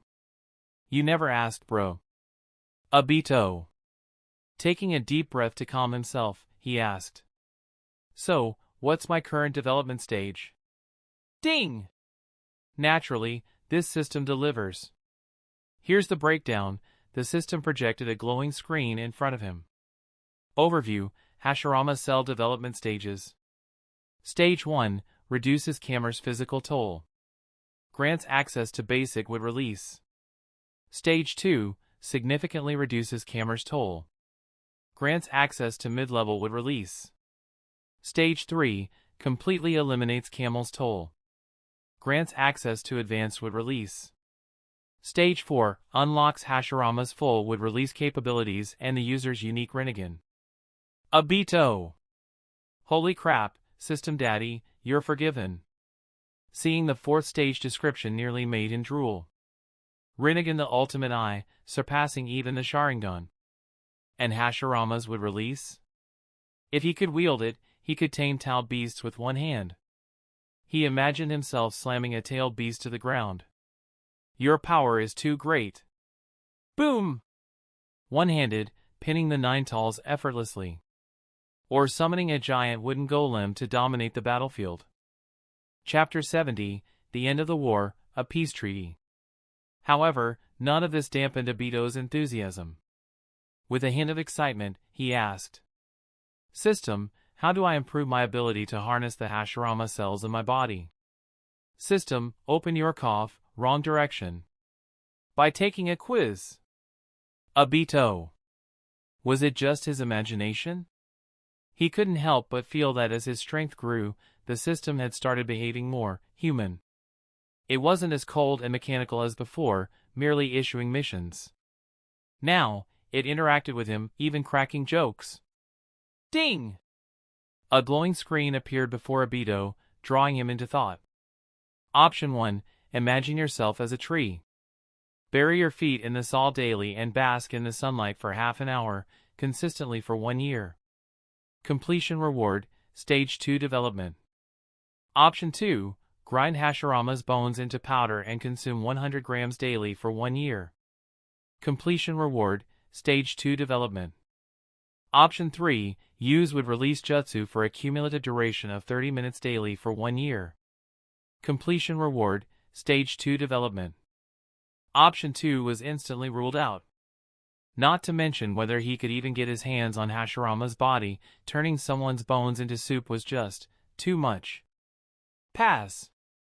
As for options 1 and 3, both seemed manageable and required about the same effort. The problem was that completing option 1 could lead to major public embarrassment. So, of course, he chose option 1. Why go through all the trouble of using jutsu when he could just stand still and get it done? He'd accept the humiliation if it meant completing the task. When the group arrived in Konoha, a collective sigh of relief swept through them. Only here could they finally relax, without constant fear. The streets of Konoha were eerily quiet since most of the ninja were still on the front lines. Minato turned to the 5 young shinobi with a gentle smile. You all did great on this mission. Go get some rest. I'll report to the Hokage. The group replied in unison. Got it, Minato-sensei, Senpal. After Minato left, Shikaya's gaze darkened. Ryoko and I will head out first. We need to inform Nagano's family of his passing. Rin's eyes reddened. Shikaya-kun, I'll go with you. After all, Nagano died saving me. Shikaya shook his head firmly. No need. We can handle it ourselves. See you later. With that, he and Ryoko walked away toward Nagano's home. Obito let out a sigh, turning to Kakashi. What about you? What are your plans? Kakashi replied indifferently. Home. Heat. Sleep. Train. Obito nodded. Got it. Go make dinner then. I'll head home to check in first. Rin, you should go home and check in too. Let's meet at Kakashi's house tonight. Kakashi, 777. Rin nodded vigorously. All right, Obito. She hugged Obito tightly, holding on for what felt like an eternity before reluctantly letting go. Kakashi, woof woof woof. Did they seriously just do that in front of him? Just because his summon was a ninja dog didn't mean they could treat him like one. Kakashi had a sinking feeling that tonight would be a nightmare. That evening, at the Hatake residence, Kakashi sat at the dinner table with a blank expression, his eyes lifeless. Obito and Rin, seated on either side, were enthusiastically serving food to each other. Rin, try this. It's delicious. Obito, taste this. The flavor is amazing. Kakashi stared at the two of them disdainfully. Couldn't they just eat their own food? Was this really necessary? Unable to bear it any longer, Kakashi crossed his hands into a seal. Asterisk Shadow Clone Jutsu. A clone of Kakashi appeared and immediately grabbed a pair of chopsticks from the kitchen. Here, try this, Kakashi. And this, don't forget the vegetables. Obito. Rin. The clone stared defiantly at Obito as it continued serving food to its original. Obito raised an eyebrow, stood up, and walked behind Rin. Without warning, he gently wrapped his arms around her and placed a soft kiss on her cheek. Kakashi and his clone froze, staring at each other in shock. The clone hesitated, then suddenly poofed out of existence. Kakashi? What was the clone thinking? Did it really expect him to kiss himself? After dinner, the trio sat around the hearth, the night deep and heavy, like ink that couldn't be diluted. For the first time, they spoke about the war, about losing comrades. Their emotions, raw and heavy, were laid bare. They comforted and supported one another, their spirits slowly lifting. But Kakashi's nightmare wasn't over. At some point, Obito had pulled Rin into his arms. The two whispered sweet nothings to each other, their voices so soft they barely reached his ears. Kakashi silently screamed inside. Enough already! Minato's predictions proved correct. With Canopy Bridge destroyed, Iwabikure struggled to recover. On the front lines, Konoha pushed them back into the Land of Earth in one final surge. The war between the Land of Fire and the Land of Earth concluded, albeit with Konoha's Pyrrhic victory. Hiruzen Sarutobi, the third Hokage, decided to press for peace with Iwabikure, despite strong opposition. When Minato relayed the news to Obito, he nearly exploded. We won the war, so why are we the ones proposing a peace treaty with Iwabikure? They were the ones who invaded us in the first place. Now they don't even have to pay for it? What about the sacrifices of people like Sparrow? Minato sighed, his expression tinged with helplessness. Obito, the decision is final. But before he could finish, Obito bolted out of the room. I'm going to ask Hokage-sama myself. I want to know why. Ah. Minato watched his student's retreating figure and let out a long sigh. Even he couldn't bring himself to support the third Hokage's decision. Outside the Hokage's office, Obito stormed up to the doors. Where do you think you're going, brat? A masked Umbu guard frowned, stepping forward to block him. Without even glancing at her, Obito brushed her aside with a single motion, sending her stumbling to the ground. Then, he pushed open the doors and marched in. The Umbu lay on the floor, stunned. What just happened? Chapter 71, Danzo and Jiraiya's Invitation. Obito stormed into the Hokage's office, his voice filled with urgency as he questioned. Hokage Grandpa, why did you sign a peace treaty with Iwabikure? Before he could finish, he realized there were other guests in the room. Shimura Danzo? It was Obito's first time seeing the man many referred to as the Shinobi of Darkness. His curiosity got the better of him, and he took a longer look. Why does this old guy keep his eyes closed all the time? He kinda looks like that singer. Is he channeling his inner rock star? The third Hokage gave Obito a helpless look and said, Obito, my boy, Grandpa has his reasons for making this decision. Danzo let out a cold scoff, his eyes narrowing slightly as he interjected. Hiruzen, you're too soft. Even a brat like him has more backbone than you do. If they dare to invade Konoha, we should cut off a hand to make them remember. Your leniency undermines Konoha's standing as the #1 hidden village. Danzo's words lit a fire in Obito. Despite the man's controversial reputation, there was something undeniably compelling about him. If only he didn't have a habit of gouging out Sharingan eyes and stabbing allies in the back, he might actually be a hero. The third Hokage sighed and waved off the ANBU ninja attempting to enter the room. In a somber tone, he said, You don't understand. None of you understand. As Konoha's leader, Hiruzen Sarutobi had to think beyond immediate conflicts, looking far into the future. Those who achieve great things plan for a century, while those who achieve small things plan for the moment. Konoha, weary from war, was suffering from a severe loss of talent. Another drawn-out conflict could devastate the village. Instead of clinging to pride, it was wiser to endure for the sake of future generations. Konoha had many young shinobi with outstanding potential: Obito, Kakashi, Asuma, Guy, Shizzle. In time, they would become the village's pillars. But if the war dragged on, these bright futures could be snuffed out on the battlefield. That was a fate Hiruzen was determined to prevent. Turning his back to the others, the third Hokage said, "Leave. Both of you. My decision is final." Obito left the Hokage's office, frustrated. What made it worse was that Danzo walked out alongside him, staring intently. Uchiha Obito, is it?" Danzo said with a dry chuckle.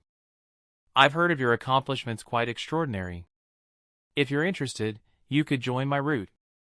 Together, we'll make Konoha stronger." Obito forced a polite but insincere smile. "Thank you for the offer, but I'll think about it." Danzo nodded without pressing further, tapping his cane as he walked away. As Danzo's figure receded, Obito muttered to himself, "Like hell I'd join your shady organization. You waste 10 Sharingan in a single day while Kakashi's been making do with just one for years. Is the Uchiha clan cursed to owe you a debt or something? And Shikumo, I'll settle that score with you eventually." Obito wandered aimlessly through Konoha, lost in thought. He was too young to understand the third Hokage's reasoning. All he knew was that his friends had died, and Iwagakure hadn't paid the price. A flicker of darkness appeared in Obito's eyes as a troubling thought crept in. Maybe I should take matters into my own hands. With my current abilities, I could leave Iwagakure with a scar they'll never forget. Licking his dry lips, Obito muttered, "Should I really do it?" As he mulled over the idea, a towering figure suddenly appeared in front of him, blocking his path.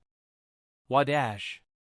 Obito yelped, nearly phasing through the figure in reflex. Looking up, he saw a familiar face, white hair, red facial markings, and a forehead protector with the kanji for all. Obito's mouth fell open in shock. "Jiraiya-sama?" Jiraiya grinned broadly, his voice booming with confidence. "Yep, that's me. The legendary Toad Sage, known far and wide as one of the Sannin Jiraiya." Obito's eye twitched. "Seriously, Jiraiya-san, do you not feel embarrassed spouting all that about yourself?" Jiraiya mistook Obito's silence for awe and struck a triumphant pose. "You're Minato's student, right? He must have told you about me." Obito nodded quickly. "Yes, Minato-sensei said you were his teacher.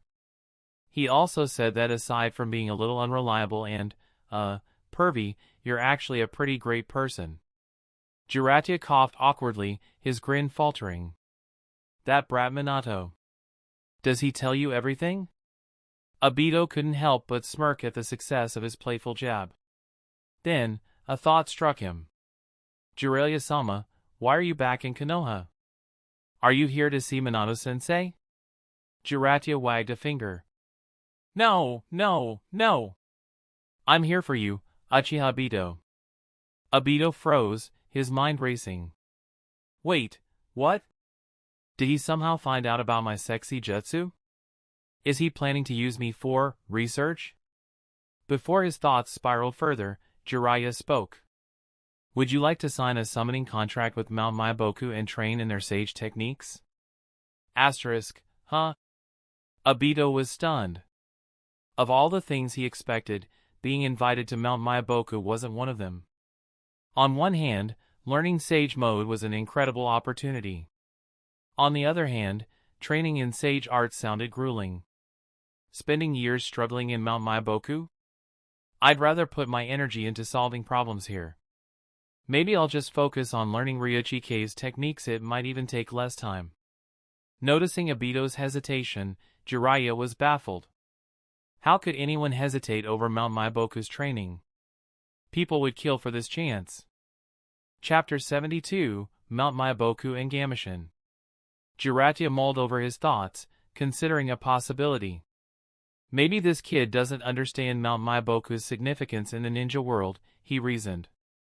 He turned to ask, Obito, have you ever heard of Mount Myaboku? Obito nodded and replied, of course. It's one of the 3 legendary sage regions, along with Ryuchi Cave and Shikatsu Forest. Jiraiya was puzzled. If he knows about Mount Myaboku, why does he seem so hesitant? Scratching his head, Obito looked at Jiraiya. Sorry, Jiraiya-sama. This is a significant matter, one need to think it through. Jiraiya waved dismissively. It's fine. Take your time. Thank you, Jiraiya-sama. Obito deliberated for a while but couldn't make up his mind. Forget it. When in doubt, ask the system. System, can you give me some options to help me decide? System, 0:0, sure. Ding! Option 1, abandon Riot Cave's Sage Arts and sign a summoning contract with Mount Myaboku. Reward, Mount Myaboku's Sage Arts. Option 2, reject Mount Myaboku's invitation. Stay loyal to Ryuchi Cave's Sage Arts supremacy. Reward, Ryuchi Cave's Sage Arts. Option 3, why not both? Master Sage Arts from both regions. Reward, cold-blooded mutation. Cold-blooded mutation, your body will undergo irreversible transformations. Don't be sad. You may look hideous, but you'll grow stronger. But seriously, really hideous. Obito's eyes lit up at the idea of dual Sage Arts. But the reward. System, can I choose option 3 but skip the reward? He asked tentatively. The system buzzed in his mind. Nope. Besides, this system strongly advises against dual Sage Arts. Obito was taken aback. Why not? With your current aptitude, it would take over a decade to master both Sage Arts perfectly. If the arts are perfectly compatible, their chakras could clash, disrupting your ability to enter Sage mode. Obito sighed. So it's a binary choice, huh? Reluctance stirred in his heart. Giving up on either felt like a loss, especially after all those embarrassing years of snake-themed training. Sensing Obito's disappointment, the system chimed in. 1. Everything you deserve, you'll eventually have. Obito chuckled. Thanks, system. I get it now. Option 3, pass. Having eliminated one choice, Obito quickly decided between the remaining 2. I choose option 1. Definitely Mount Myaboku. It was the obvious pick. Signing with Mount Myaboku spared him years of social humiliation. Plus, the contract included summoning beasts, whereas Ryuchi Caves might not. And gaining Jiraiya's tutelage would give him legitimacy in using Sage Arts. No more explaining to people how he'd spent years slithering around to figure it out. With a resolute gaze, Obito looked at Jiraiya. Jiraiya-sama, I've decided I am willing to sign a contract with Mount Myaboku. Jiraiya breathed a sigh of relief and smiled. Good. He clasped his hands in a seal and slammed them to the ground. In a puff of smoke, a large, orange toad with blue-green markings appeared. Around its neck hung a string of prayer beads, the largest bearing the kanji for loyalty. Obito recognized the toad immediately. So, this is Gamechu Jiraiya's most trusted summon, and the keeper of the summoning scroll. Gamechu opened its mouth, spitting out a scroll before extending it to Obito with its tongue. Jiraiya crossed his arms. This contract has been passed down through generations. Open it and take a look. Obito hesitated, cringing at the slimy texture. But he steeled himself, gingerly taking the scroll and spreading it out on the ground. Write your name in blood and stamp it with your handprint, Jiraiya instructed. That'll finalize the contract. Got it. Obito bit his finger and wrote his name, then pressed his bloodied hand onto the scroll. As he finished, a notification echoed in his mind. Choice completed. Reward, Mount Myaboku Sage Arts obtained. Obito's excitement bubbled. He had just unlocked one of the pinnacle power systems in the Naruto world. Jiraiya nodded in satisfaction. Now, just channel chakra into your contracted hand and perform the summoning seals, boar dog bird monkey ram. Obito nodded and swiftly executed the seals. He slammed his palm to the ground. Ninja art, summoning jutsu. A cloud of smoke erupted. Obito eagerly awaited his first summon.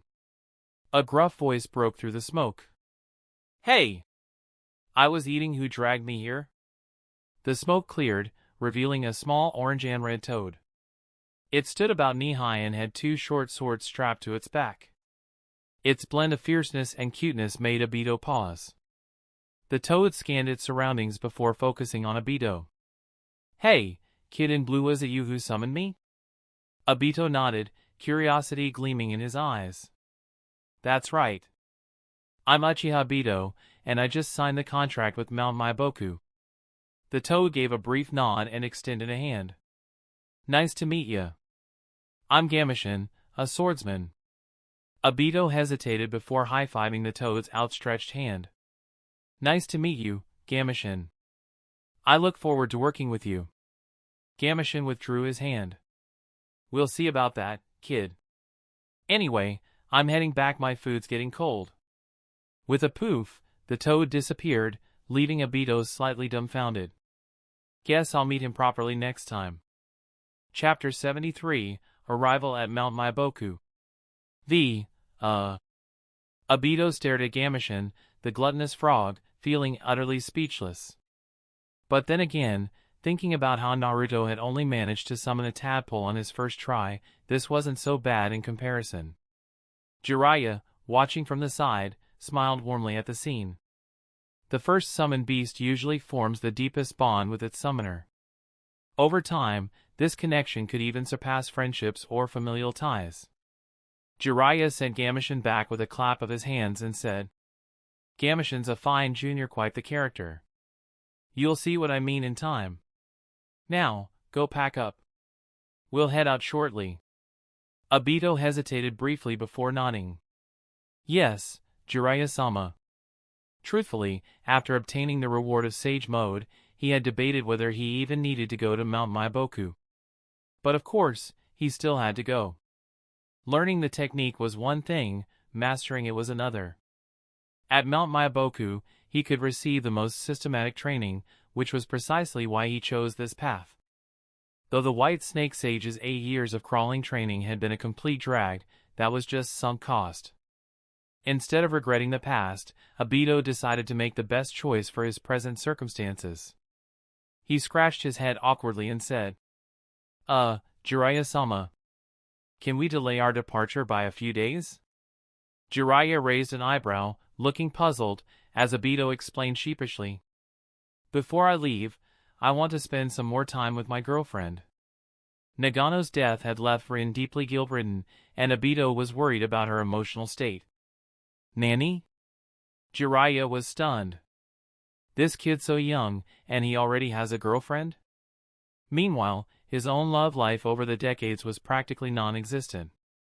1 week, Jiraiya said abruptly, leaving no room for negotiation. I'll wait for you at the village gates. And with that, he hurried off. He needed a bar and some lovely ladies to vent his sorrows. Obito had assumed Minato Sensei was aware of Jiraiya's plans to take him for training. But when he brought it up, Minato was just as surprised and clearly uninformed. This left Obito puzzled. Why had Jiraiya decided to take him to Mount Mangekyo? Also, if he became Jiraiya's student, didn't that technically make Minato his equal? Rank upgrade achieved. And if he somehow became sworn brothers with the Sage of Six Paths later? Ultimate rank upgrade. Sorry, but at that point, everyone in the shinobi world could be considered my juniors. A week later, Obito showed up at the gates of Konoha with a small travel pack. Jiraiya was already there, waiting for him. Let's go, Jiraiya said with a grin. Obito nodded enthusiastically. Got it. They headed east, but after a while, Obito couldn't help but ask. Jiraiya-sama, Are we supposed to be going to Mount Myaboku for training? Why are we? Shouldn't it just take a poof with a reverse summoning technique? Jiraiya turned to him with a knowing smile. Training can wait. Your heart is unsettled. Obito froze, caught off guard. It was true his emotions had been in turmoil lately. That Jiraiya could see through him so easily elevated the man's image in Obito's mind. A few days later, Obito stood outside a building, staring at the sign above with 3 question marks slowly forming in his mind. Bathhouse 777. Jiraiya wrapped an arm around Obito's shoulder and walked him inside, laughing heartily. That's right. This is the most famous hot spring in the land of hot water. Where better to cleanse your spirit? Obito's eye twitched. I'm so gullible. How could I have believed him? Half an hour later, he was soaking in the hot springs, letting out a long, contented sigh. Jiraiya, seated nearby, chuckled smugly. So, Obito, feeling calmer now? Obito glanced at the girls playfully splashing each other in the springs nearby and nodded earnestly.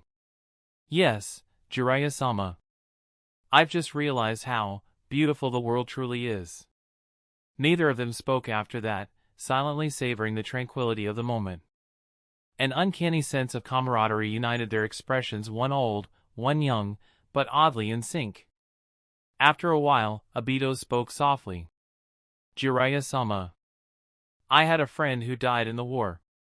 It made me angry, so angry that I started having dark thoughts. Jiraiya's playful demeanor vanished as he replied solemnly. That's normal. Everyone has darkness in their hearts. But how you choose to deal with that darkness determines the kind of person you'll become. Obito nodded thoughtfully. I think I understand now, Jiraiya-sama. He hadn't abandoned his dream of reshaping the world, but perhaps he could find a different way to achieve it. After leaving the bathhouse, Jiraiya finally led Obito toward Mount Myaboku. The 2 sages teaching you will be very strict, Jiraiya warned. This training might take 3 to 5 months or even 3 to 5 years. Be prepared. Obito's expression turned odd as he nodded. Understood, Jiraiya-sama. Should he mention that he had already learned Sage Mode? Nah. Better to go for the advanced lessons. With a puff of smoke, Jiraiya summoned a massive toad. Before Obito could react, Jiraiya dragged him into the toad's mouth. Covered in sticky mucus, Obito nearly cried. So much for that hot spring soak. The toad closed its mouth, plunging them into darkness. Asterisk. And just like that, night falls, Obito muttered, resigned. When light returned, they stepped out of the toad's mouth into a breathtaking scene. Whoa! Obito gasped. Majestic peaks stretched endlessly into the horizon, shrouded in mist. The lush greenery and rolling clouds painted a picture of paradise. Or perhaps it truly was paradise. Crystal clear streams, verdant mountains, and a carpet of soft grass. It was like a dream brought to life. Chapter 74, Instantly entering Sage Mode. Jiraiya grinned. Come on, I'll take you to meet the 2 sages. Yosh! Obito quickly followed in Jiraiya's footsteps. As they walked, numerous stone toads came into view. These were the unfortunate souls who, without the protagonist's plot armor, had failed in their Sage Mode training. Before long, the 2 arrived at a small hut perched on the mountain peak. Without knocking, Jiraiya pushed open the door and led Obito inside. A white-haired toad wearing a green robe chuckled. Oh, it's little Jiraiya. Beside him stood another toad, smaller and light green, with purple hair tied in a bun. Obito, who had seen Naruto, instantly recognized these 2 unimpressive-looking toads as none other than Fukasaku and Shima, the great toad sages. Jiraiya gave them a slight nod, a gesture of respect, before introducing them to each other. Fukasaku-sama, Shima-sama, this is Uchiha Obito. Obito, these are Fukasaku and Shima, the toad sages. Obito greeted them politely. Good day, sages. Fukasaku looked at Obito, a flicker of curiosity flashing in his eyes. Was this the child foretold by the great Toad Sage? The one who would change the course of the ninja world? "Hello, Obito," Fukasaku said with a warm smile. Meanwhile, Shima hopped further into the hut. "Dear, we have a guest. Let me whip up something tasty." Hearing this, Jiraiya's expression changed slightly. "Ah, sages, I'll leave Obito in your capable hands. I have urgent matters to attend to." Fukasaku gave him a knowing smile. Go on, go on." Jiraiya laughed awkwardly, then turned to Obito with a serious expression. "Obito, make sure to follow their guidance. Understand?" Obito nodded firmly. "Don't worry, Jiraiya-sama. I will." Satisfied, Jiraiya gave a small nod and left in a hurry, his laughter echoing down the mountain. As soon as Jiraiya disappeared, Fukasaku guided Obito to sit down. The two began to chat, and Obito found Fukasaku surprisingly approachable. Not only was he entertaining, but he also seemed to know countless secrets about the ninja world. The conversation flowed until Shima returned, hopping in with a tray of food. She placed the bowls on the table and smiled at Obito. "Obito, give it a try. Tell me if it suits your taste." Obito stared into the bowl of colorful worms, his face instantly turning pale. "What is this?" Stiffly lifting his head, he met Shima's expectant gaze. "Don't just look, dear. Go ahead and eat while it's hot." "Oh, no. Could this even be eaten? Wouldn't he just perish on the spot?" In his moment of despair, the ever-unhelpful system chimed in. "Ding! You've encountered a choice. Option 1, embrace the spirit of a true foodie, dig in with gusto. Reward, perfect sage mode. Option 2, declare, rather starve, jump off this mountain, and die outside than eat even a bite of this. Reward, basic sage mode." Obito's inner voice howled. "System, I hate you." The system responded gleefully. Hee dash. What else could he do? There was no real choice here. Option 1 it is. With trembling hands, Obito grabbed a handful of worms and forced them into his mouth. His eyes widened surprisingly. The taste wasn't bad, until he felt something wriggling. Whether it was his imagination or Shima forgetting to cook them thoroughly, Obito could swear the worms were still moving. Tears streamed down his face as he forced himself to keep going. 1 bite, 2 bites, gag. 1 bite, gag. Finally, after what felt like an eternity, he managed to finish the entire bowl. Shima beamed at him. "I didn't expect you to enjoy my cooking so much. You even finished what I made for me and Fukasaku." "What?" Obito froze in disbelief. "System, I hate you. Choice complete. Reward, perfect sage mode unlocked." The system teased him smugly. "You're welcome." Shima, meanwhile, happily cleared the dishes. "Walt here, Obito. I'll make more for you and Fukasaku." Obito's face turned as white as a sheet. "Shima-sama, no need. Really, I'm full." "Nonsense," Shima said cheerfully. "You don't need to be polite. Judging by how you devoured that last bowl, I can tell you're still hungry. I'll make extra this time." Obito wanted to cry but held it in. "I wasn't being polite. I'm really full." After surviving the meal, Obito felt his face had turned a rainbow of colors. "Now that we're done eating, let's begin your training," Fukasaku said. Obito, his energy restored, nodded with determination. "Yosh!" Fukasaku and Shima hopped ahead, with Obito following close behind. They arrived at a training area in Mount Maiboku. Fukasaku grabbed Obito's arm and smeared a sticky substance on it. "This toad all will help you absorb natural energy faster, but it's risky. If you lose control, you'll turn into a toad statue." Shima watched expectantly, waiting for Obito to panic. But to her surprise, he didn't react at all. Why should he? He had already unlocked perfect sage mode. What was there to worry about? Fukasaku began explaining the process. Absorb the energy that flows through the world and balance it with your physical and spiritual energy. Stop all bodily movements and find the equilibrium within yourself, harmonizing with nature. Alright, sit here and meditate. I'll keep an eye on you. He pulled out a massive black staff, taller than himself, and smiled at Obito. Obito wiped the sweat from his brow. Understood, Fukasaku-sama. Sitting cross-legged atop a giant stone toad, Obito closed his eyes and began to sense the flow of natural energy around him. Before he could even prepare himself, the energy seamlessly blended with his chakra. Huh. Chapter 75, Individual Training. Obito suddenly felt alarmed.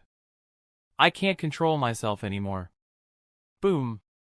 Invisible energy surged around him. An orange-red facial pattern appeared beside Obito's eyes. His dark pupils transformed into a golden hue, narrowing into horizontal slits. Thud. The staff in Fukasaku's hand dropped to the ground. Not just him, Shima, standing next to him, was equally stunned. Both toads froze, wide-eyed. What's happening? This kid learned how to refine sage chakra in less than a minute? Could this be the child of prophecy? Unbelievable. Obito scratched the back of his head, a little embarrassed. I think I just got the hang of it. Fukasaku hadn't even closed his gaping mouth yet but managed to nod with a complex expression. It seemed so.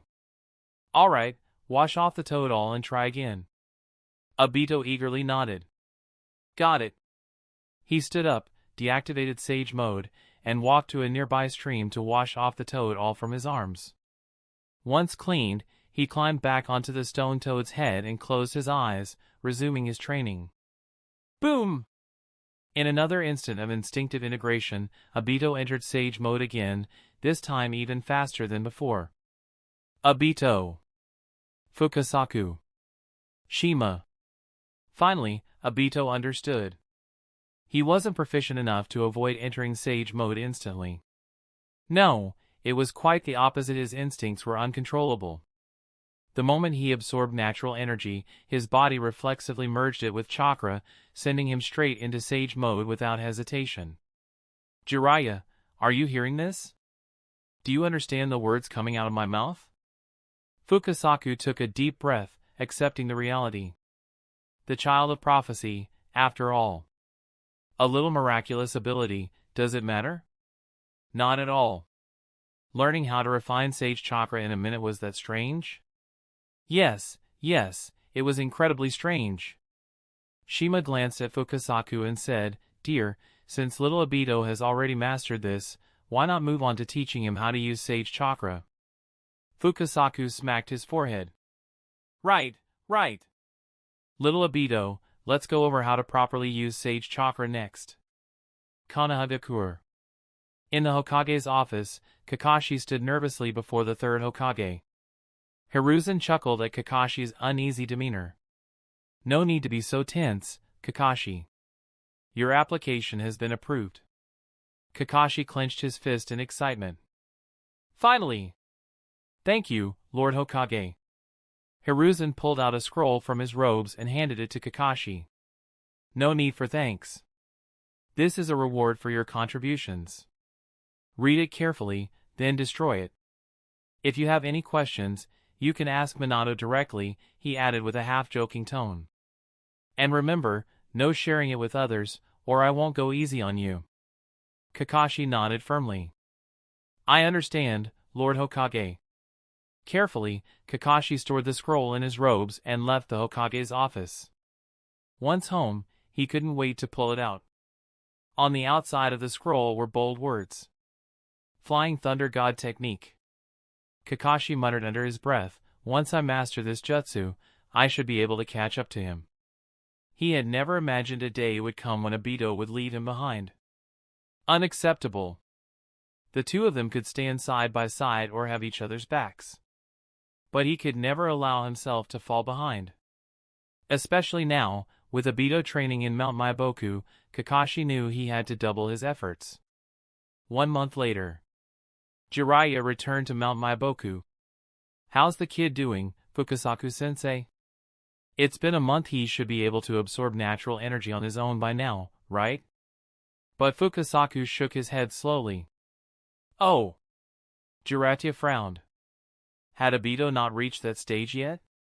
Not that he doubted Obito's talent, but as a ninja, one's temperament was more critical than innate ability. Still, as the child of prophecy, Jiraiya couldn't help but have higher expectations for Obito. With a sigh, Jiraiya realized he had been too impatient. So, where's little Obito at now? Fukasaku grinned. He's already mastered Sage Mode and has nearly perfected Mount Maiboku's Sage techniques. Jiraiya blinked. Oh, so he's what? Fukasaku nodded calmly. That's right. Jiraiya stared hard at the elder toad's face, searching for any sign of a joke. You're not messing with me, are you? Fukasaku chuckled. I wouldn't waste my time. Look over there, you'll see for yourself. Following Fukasaku's gesture, Jiraiya spotted Obito practicing Sage techniques, the orange-red facial markings still visible. Jiraiya's eyes widened in disbelief. 1 month to master Sage techniques? If this kid isn't the child of prophecy, I'll eat my head and toss it into the women's bath. Seeing Jiraiya's stunned reaction, Fukasaku couldn't help but smirk. Ah, his reaction is just like mine when I first saw it. But eventually, I got used to it. Some people are just born extraordinary. Jiraiya hesitated for a moment. So, what now? Fukasaku replied, since he's mastered Sage techniques, it's time for him to leave. Remember what the great Toad Sage said? He can't miss that opportunity. Jiraiya's expression turned serious. I understand, Fukasaku-sensei. The two stood quietly, watching the young boy train. After a while, Obito finished his session, deactivating Sage Mode as he ran toward them. Asterisk Elder Fukasaku. Jiraiya sense. You're here too? Jiraiya smiled warmly. Yep. I heard you've been doing well, so I thought I'd bring you a little reward. Obito's eyes lit up. A reward? What is it? Jiraiya's grin turned sly as he pulled out a small booklet. Check it out when you're alone.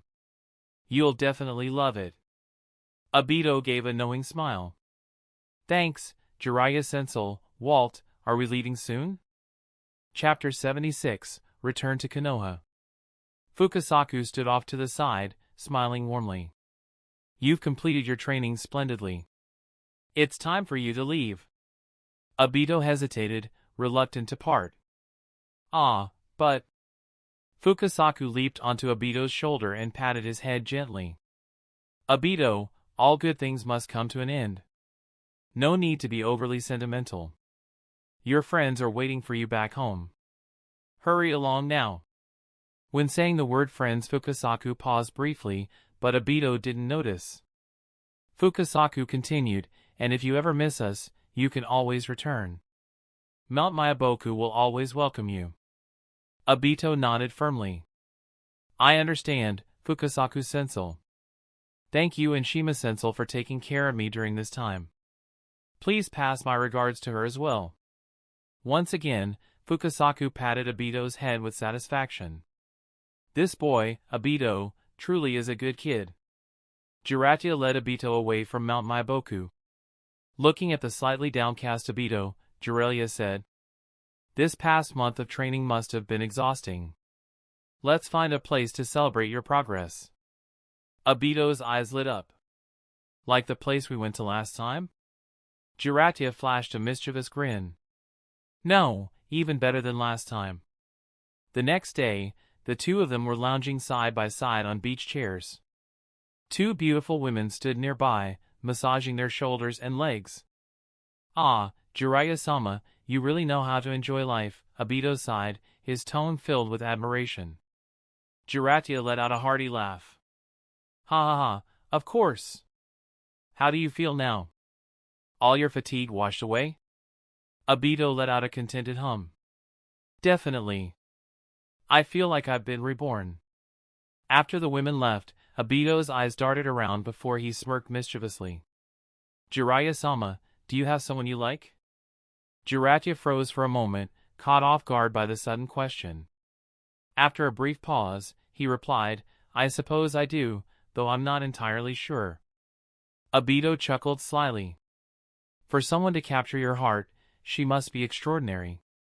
Maybe she can punch through walls or tear apart Susanoo with her bare hands. Jiraiya's lips curled into a small smile. Ah, naturally. Obito pressed on.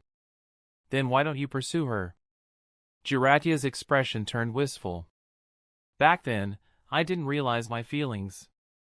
And by the time I understood, it seemed I had already missed my chance. Obito nodded, choosing not to pry further. Anything more would have felt too pointed.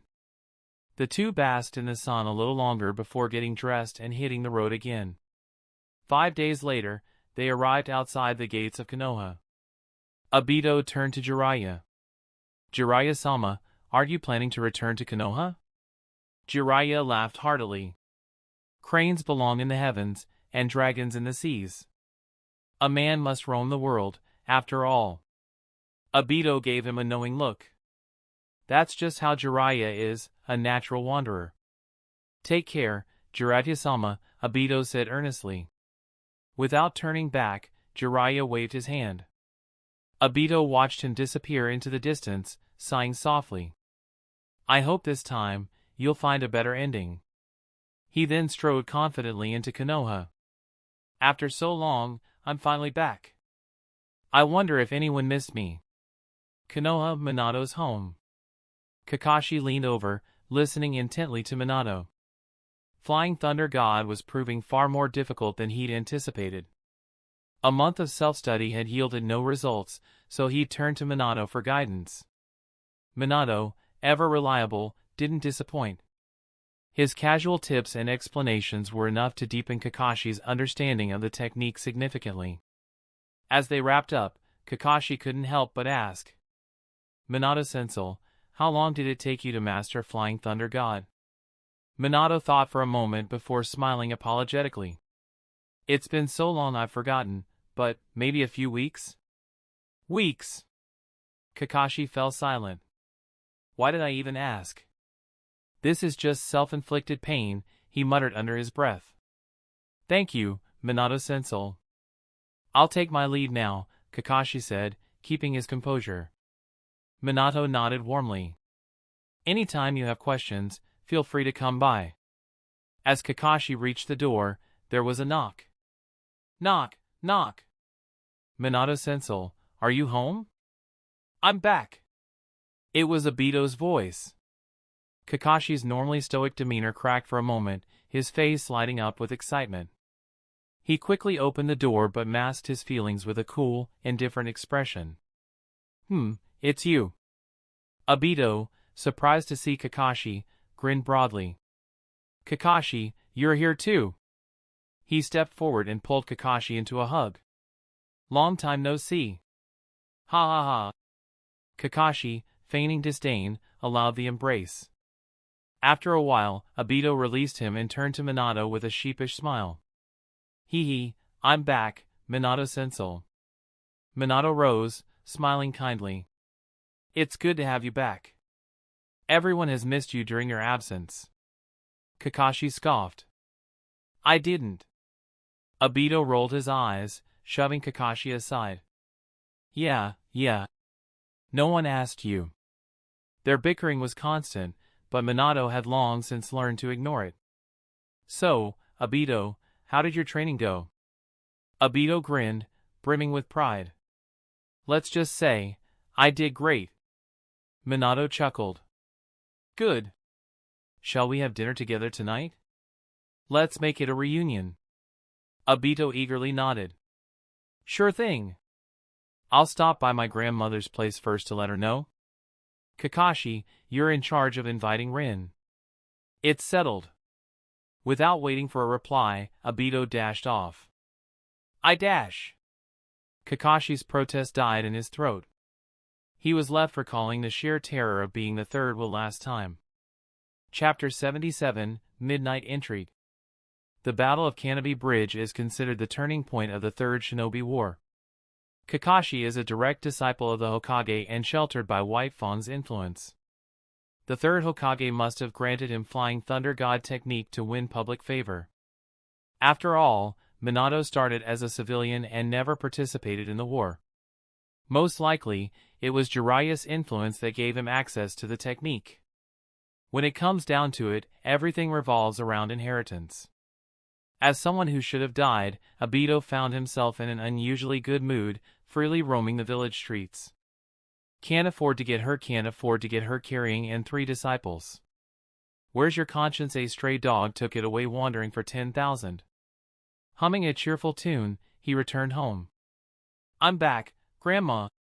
His grandmother walked out, her face lighting up as she caught sight of him. She grabbed his arm, inspecting him closely. Grandma thought you'd lose weight training outside, but why does your face look even rounder? Obito chuckled, scratching his head awkwardly. Hee hee, maybe it's because I've been eating too much protein lately. The two hadn't seen each other in a while and settled into the courtyard for a long chat. Eventually, Obito glanced at the time and stood up. Grandma, I won't be home for dinner tonight. Sensei invited us all for a meal, and Rin will be there. 2. His grandmother nodded but then added with a sly smile. Speaking of Rin, when are you bringing Grandma to meet her parents? You two aren't getting any younger, you should start thinking about. Obito's face turned red. Grandma. I'm only 14. I'm still a kid. His grandmother chuckled. All right. You're still a kid. Do you need to bring some fruit wine to your teacher's house? I just brewed a fresh batch. Obito waved his hands in a panic. No need, Grandma. Save it for Uncle Kawa. After patting Obito on the back, she said, then off you go. Don't keep everyone waiting. Got it, see you later, Grandma. Obito cheerfully left the house. On the way, after helping 3 elderly ladies cross the street, he finally arrived at Minato Sensei's house.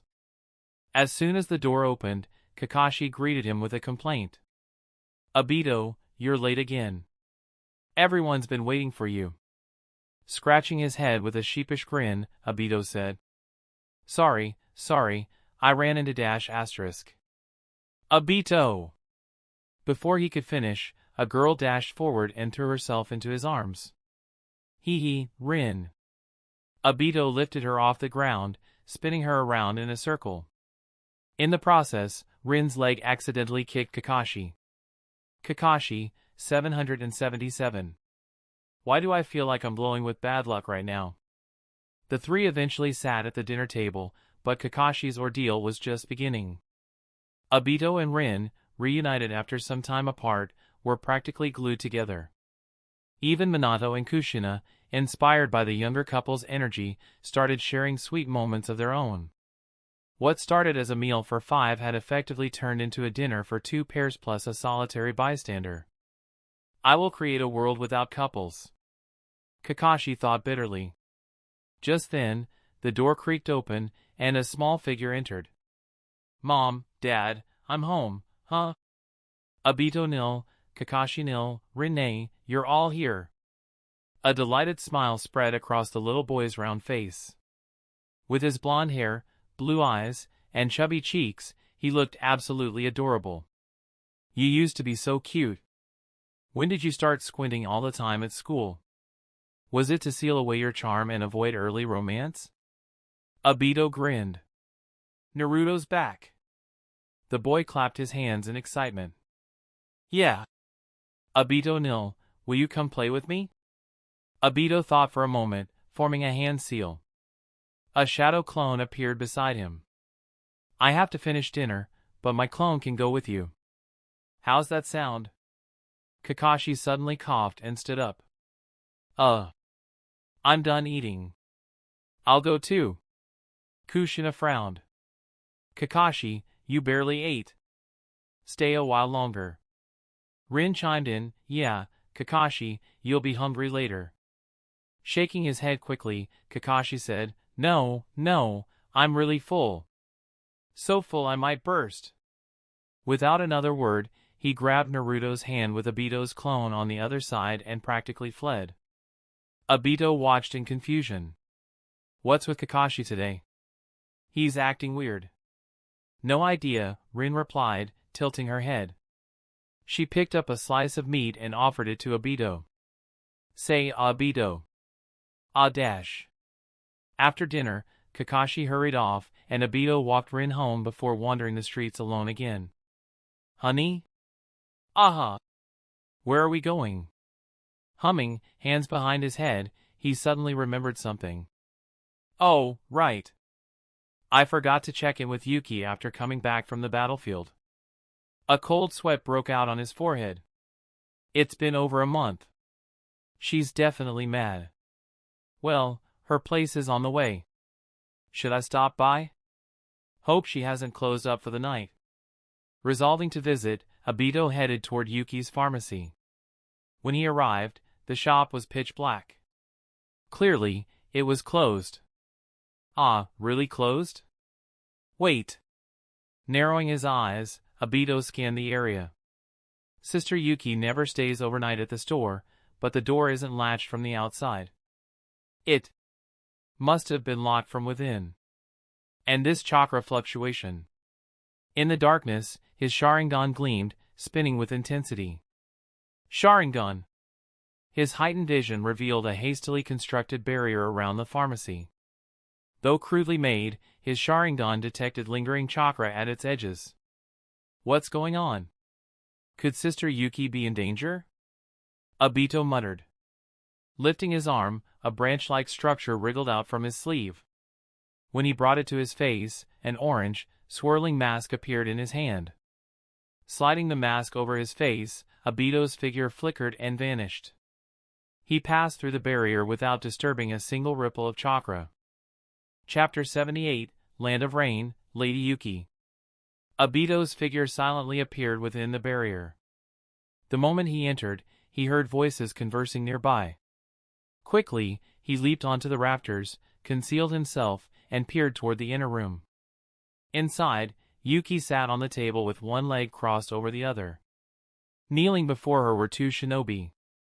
Her every movement exuded an air of nobility, far removed from the demeanor of an ordinary apothecary owner. Her usually seductive phoenix eyes were now cold and indifferent, carrying a commanding aura akin to that of a queen. Obito was stunned. Even more surprising were the shinobi kneeling before her. Their attire and demeanor clearly marked them not as Konoha shinobi but as ninja of Mangekyo. Yuki! Obito thought, as though struck by lightning. How had he not realized this earlier? Yuki was no ordinary woman, she was a noble of Mangekyo. A wave of regret swept over him. He should have pieced it together long ago. But why had Yuki left the Land of Rain to live in Konoha? Obito sharpened his senses, listening closely to the conversation in the room. One of the Mangekyo shinobi spoke in a low voice. Lady Yuki, our nation and people need you now more than ever. The second shinobi nodded in agreement. The great nations wage war across our lands, and within, a group calling itself Akatsuki seeks to overthrow the Land of Rain. Our country is in turmoil, torn apart by external threats and internal strife. Please, return to us and take charge. Yuki scoffed, her face revealing a trace of mockery. And my foolish younger brother? Was he removed by Hanzo because he stood in his way? One of the shinobi hesitated but quickly replied. Lady Yuki, you jest. Lord Hanzo has always been loyal to the royal family. Such accusations are baseless. Your brother simply lacked the aptitude to fulfill his duties. Yuki shook her head. Loyalty? Don't make me laugh. My tyrannical father met his end because Hanzo conspired with Konoha to eliminate him. Her sharp words struck like daggers. Had it not been for you leaking my father's whereabouts to Konoha repeatedly, the White Fan could never have succeeded. The two shinobi exchanged uneasy glances. Yuki's intelligence and insight left them at a loss. She had seen through everything and was sick of it. That was why she had abandoned the country. She despised Completing their mission under Lord Hanzo's orders seemed increasingly impossible. Finally, one of the shinobi steeled himself and spoke again. Lady Yuki, Hanzo-sama has already allied with Shimura Danzo of Konoha to eliminate the Akatsuki. Once the organization is eradicated, Hanzo-sama hopes you will return and assume your rightful position as ruler of the Land of Rain. Yuki's voice turned icy. Huh, return? To be Hanzo's puppet? Never! Her decisiveness left the shinobi silent, the room descending into a heavy stillness. Meanwhile, Obito, perched on the rafters, was reeling from the revelation. The sheer amount of information from their conversation was overwhelming. He began piecing everything together. Firstly, Hanzo was the true power behind the Land of Rain. He intended to bring Yuki back to serve as his figurehead for ruling the nation.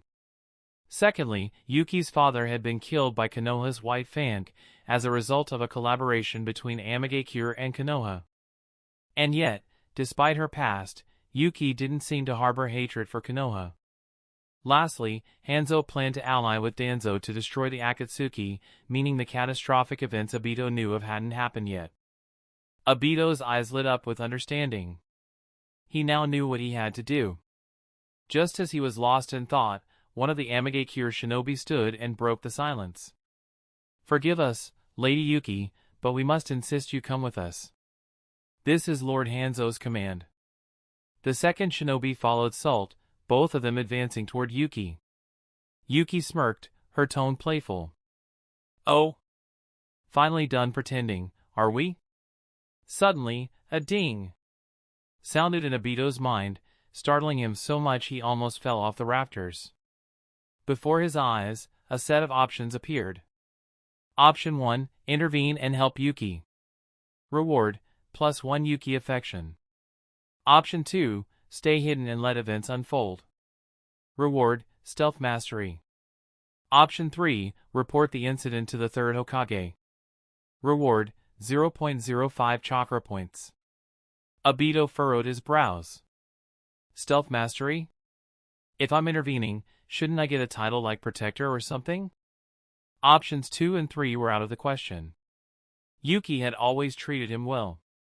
Even without the reward, he would step in to help. That said, what was he supposed to do with +1 Yuki affection? He wasn't playing a dating sim. Still, he made his decision. Option 1.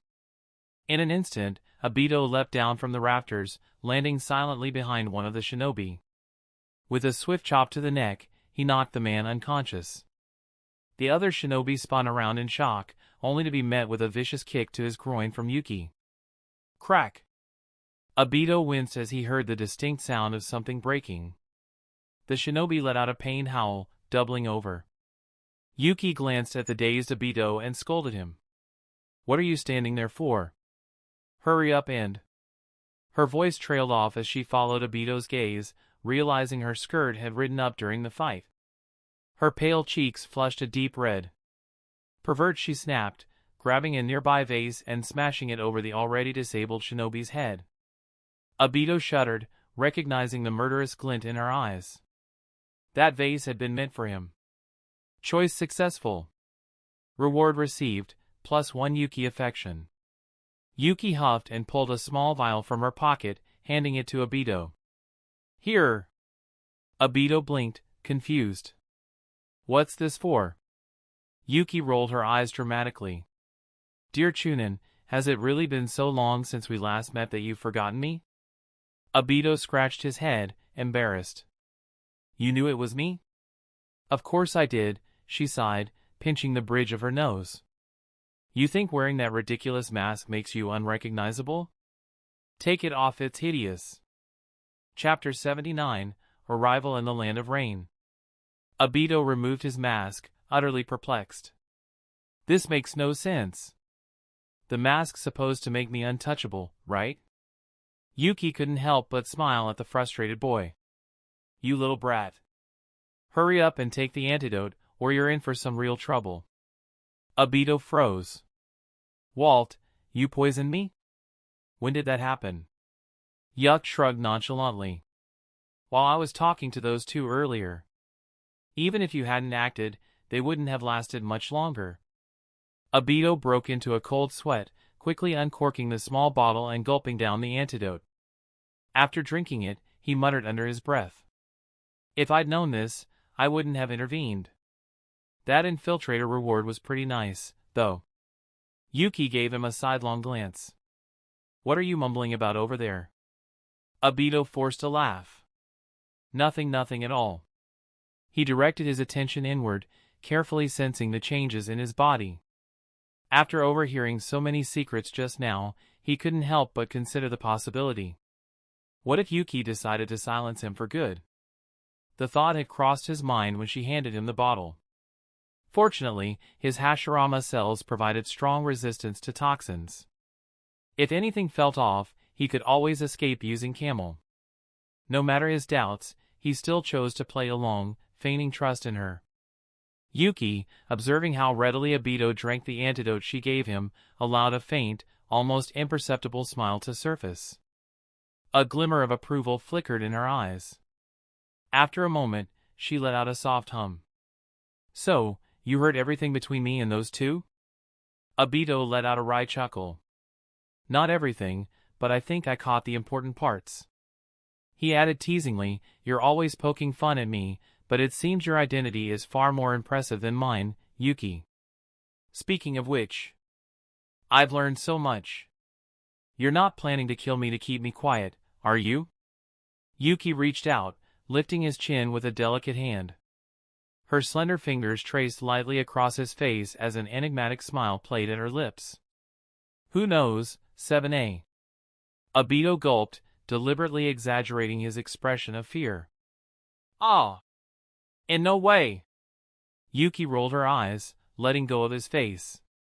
Your acting is terrible. Relax, I won't harm you. My time in Konoha isn't exactly a well-kept secret. Most of the higher-ups already know about it. She paused before continuing. When I escaped Hanzo's clutches, I had the Hokage's help. So, I simply stayed here. Obito nodded in sudden realization. Of course. The third Hokage always scheming and shrewd.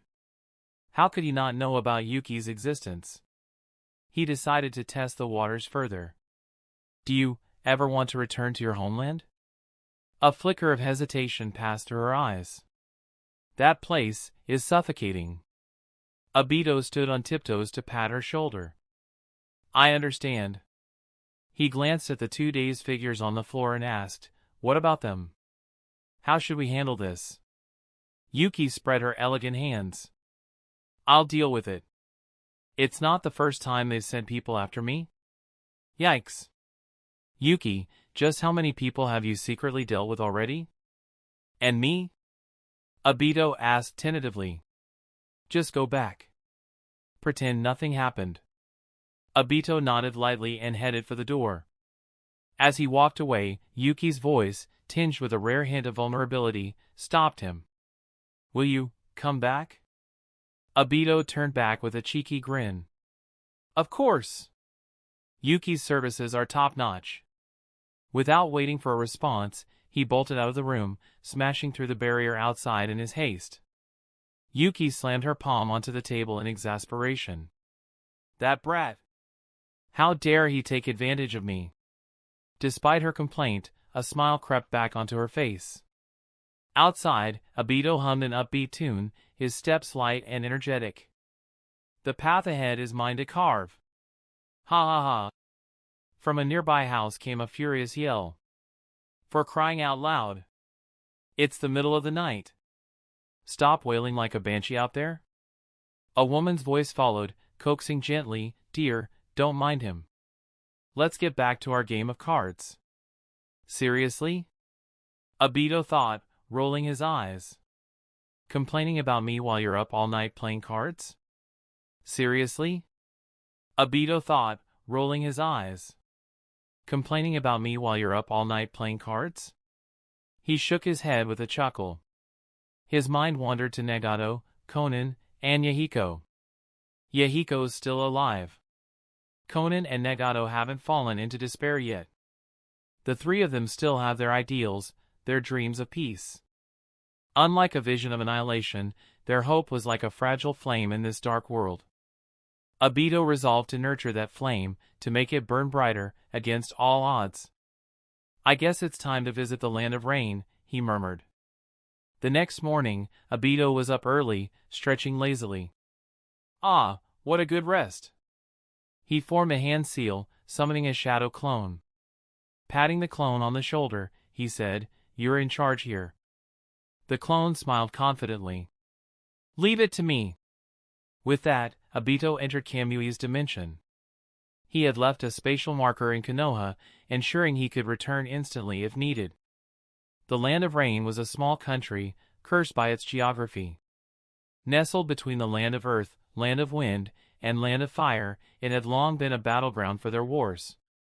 Internally, the country was plagued by ceaseless strife. Its people, caught in a cycle of conflict and suffering, lived lives of despair. It was no wonder this land gave rise to so many radical ninjas. Walking through the rain-soaked streets, Obito stood out in his attire, but no one paid him any attention. The residents had grown indifferent to everything. Even the specter of death brought them no fear, only relief. How tragic. He sighed, his heart heavy with resolve. "Till change this. If not for the world, then for the people I care about." With steely determination, Obito vanished into Kamui's dimension, ready to gather the intel he needed and take his first step toward reshaping this broken world. Chapter 80, A Bloodstained Meeting. With Camel's terrifying mobility and the inscrutable Jinjutsu of the Sharingan, Obito quickly gathered the information he needed. Inside the Camel dimension, his eyes narrowed slightly. "Danzo and Hanzo colluding together is a certainty," he muttered. "The only unknown is how Madara, or rather, Black Zetsu, will intervene now that the storyline has changed." He frowned briefly, then shrugged. "No point overthinking it. I'll just go see for myself. With Camel, nobody can stop me anyway." The Akatsuki, originally led by Yahiko, began with a noble vision to create peace in the world without relying on extreme violence. In the Land of Rain, this ideal naturally held great appeal. Within just a few years, the Akatsuki had grown into a powerful organization, so much so that even Hanzo the salamander demigod in his own right saw them as a threat. Of course, this development wasn't without external interference. Danzo, ever the manipulative schemer, had played his part in stoking Hanzo's fears. Hanzo, worried that the Akatsuki might challenge his rule, conspired with Danzo to set a trap for Yahiko and his comrades. Under the guise of an alliance to bring peace between the three great nations, Hanzo lured Yahiko and the others into a deadly ambush. Using Konan as a hostage, Hanzo successfully forced Yahiko to his death. In doing so, Hanzo snuffed out the last glimmer of hope in the darkness and created a twisted monster that would plunge the shinobi world into deeper despair. But this tragedy hadn't happened, not yet. This should be the place. Amid the unrelenting drizzle, Obito arrived at the meeting site where Yahiko was scheduled to confront Hanzo. The location was a series of rolling hills, where behind each low-rise lurked squads of Konoha's ANBU and Mangekyo shinobi. According to the agreed-upon time, Yahiko, Nagato, and the others were set to appear in half an hour. As he waited, Obito rehearsed various scenarios in his mind. "In my memory, Danzo and Hanzo didn't send anyone to hunt down the remaining Akatsuki members after Yahiko's death. If that's the case, then the ones who acted were myself and White Zetsu, which means I can use that as a reference. If the Akatsuki members fail to arrive, it might mean Black Zetsu has already stepped in." Time passed quietly until Yahiko and Nagato finally appeared in the distance. Obito sighed heavily. Not a single guard with them, just two overly idealistic fools. He shook his head. "They'll never accomplish anything this way. I'd better have a word with them later. Survival is the ultimate strategy." On the hilltop, Hanzo stood imposingly, flanked by numerous shinobi, with a bound and gagged Konan in his grasp. Yahiko's face darkened as he beheld the scene. "Hanzo-sama, what is the meaning of this?" Hanzo's voice was cold. "Your organization is a nuisance to me. He raised a kunal and brought it close to Conan's throat. Yahiko, as the leader, you should die here. Resist, and this woman dies. Yahiko's expression crumbled. Damn it all. He had idolized Hanzo, dreaming of following in his footsteps to bring peace to the land of rain. On the day Hanzo acknowledged him, Yahiko had been overjoyed, celebrating in secret. But now, that same Hanzo was ready to kill him. Hatred burned in Yahiko's heart. Hanzo wasted no time, tossing a kunal to the ground before them. The red-haired one used this to kill Yahiko, and I'll let you and the woman live? Nagato's body trembled violently. What should I do?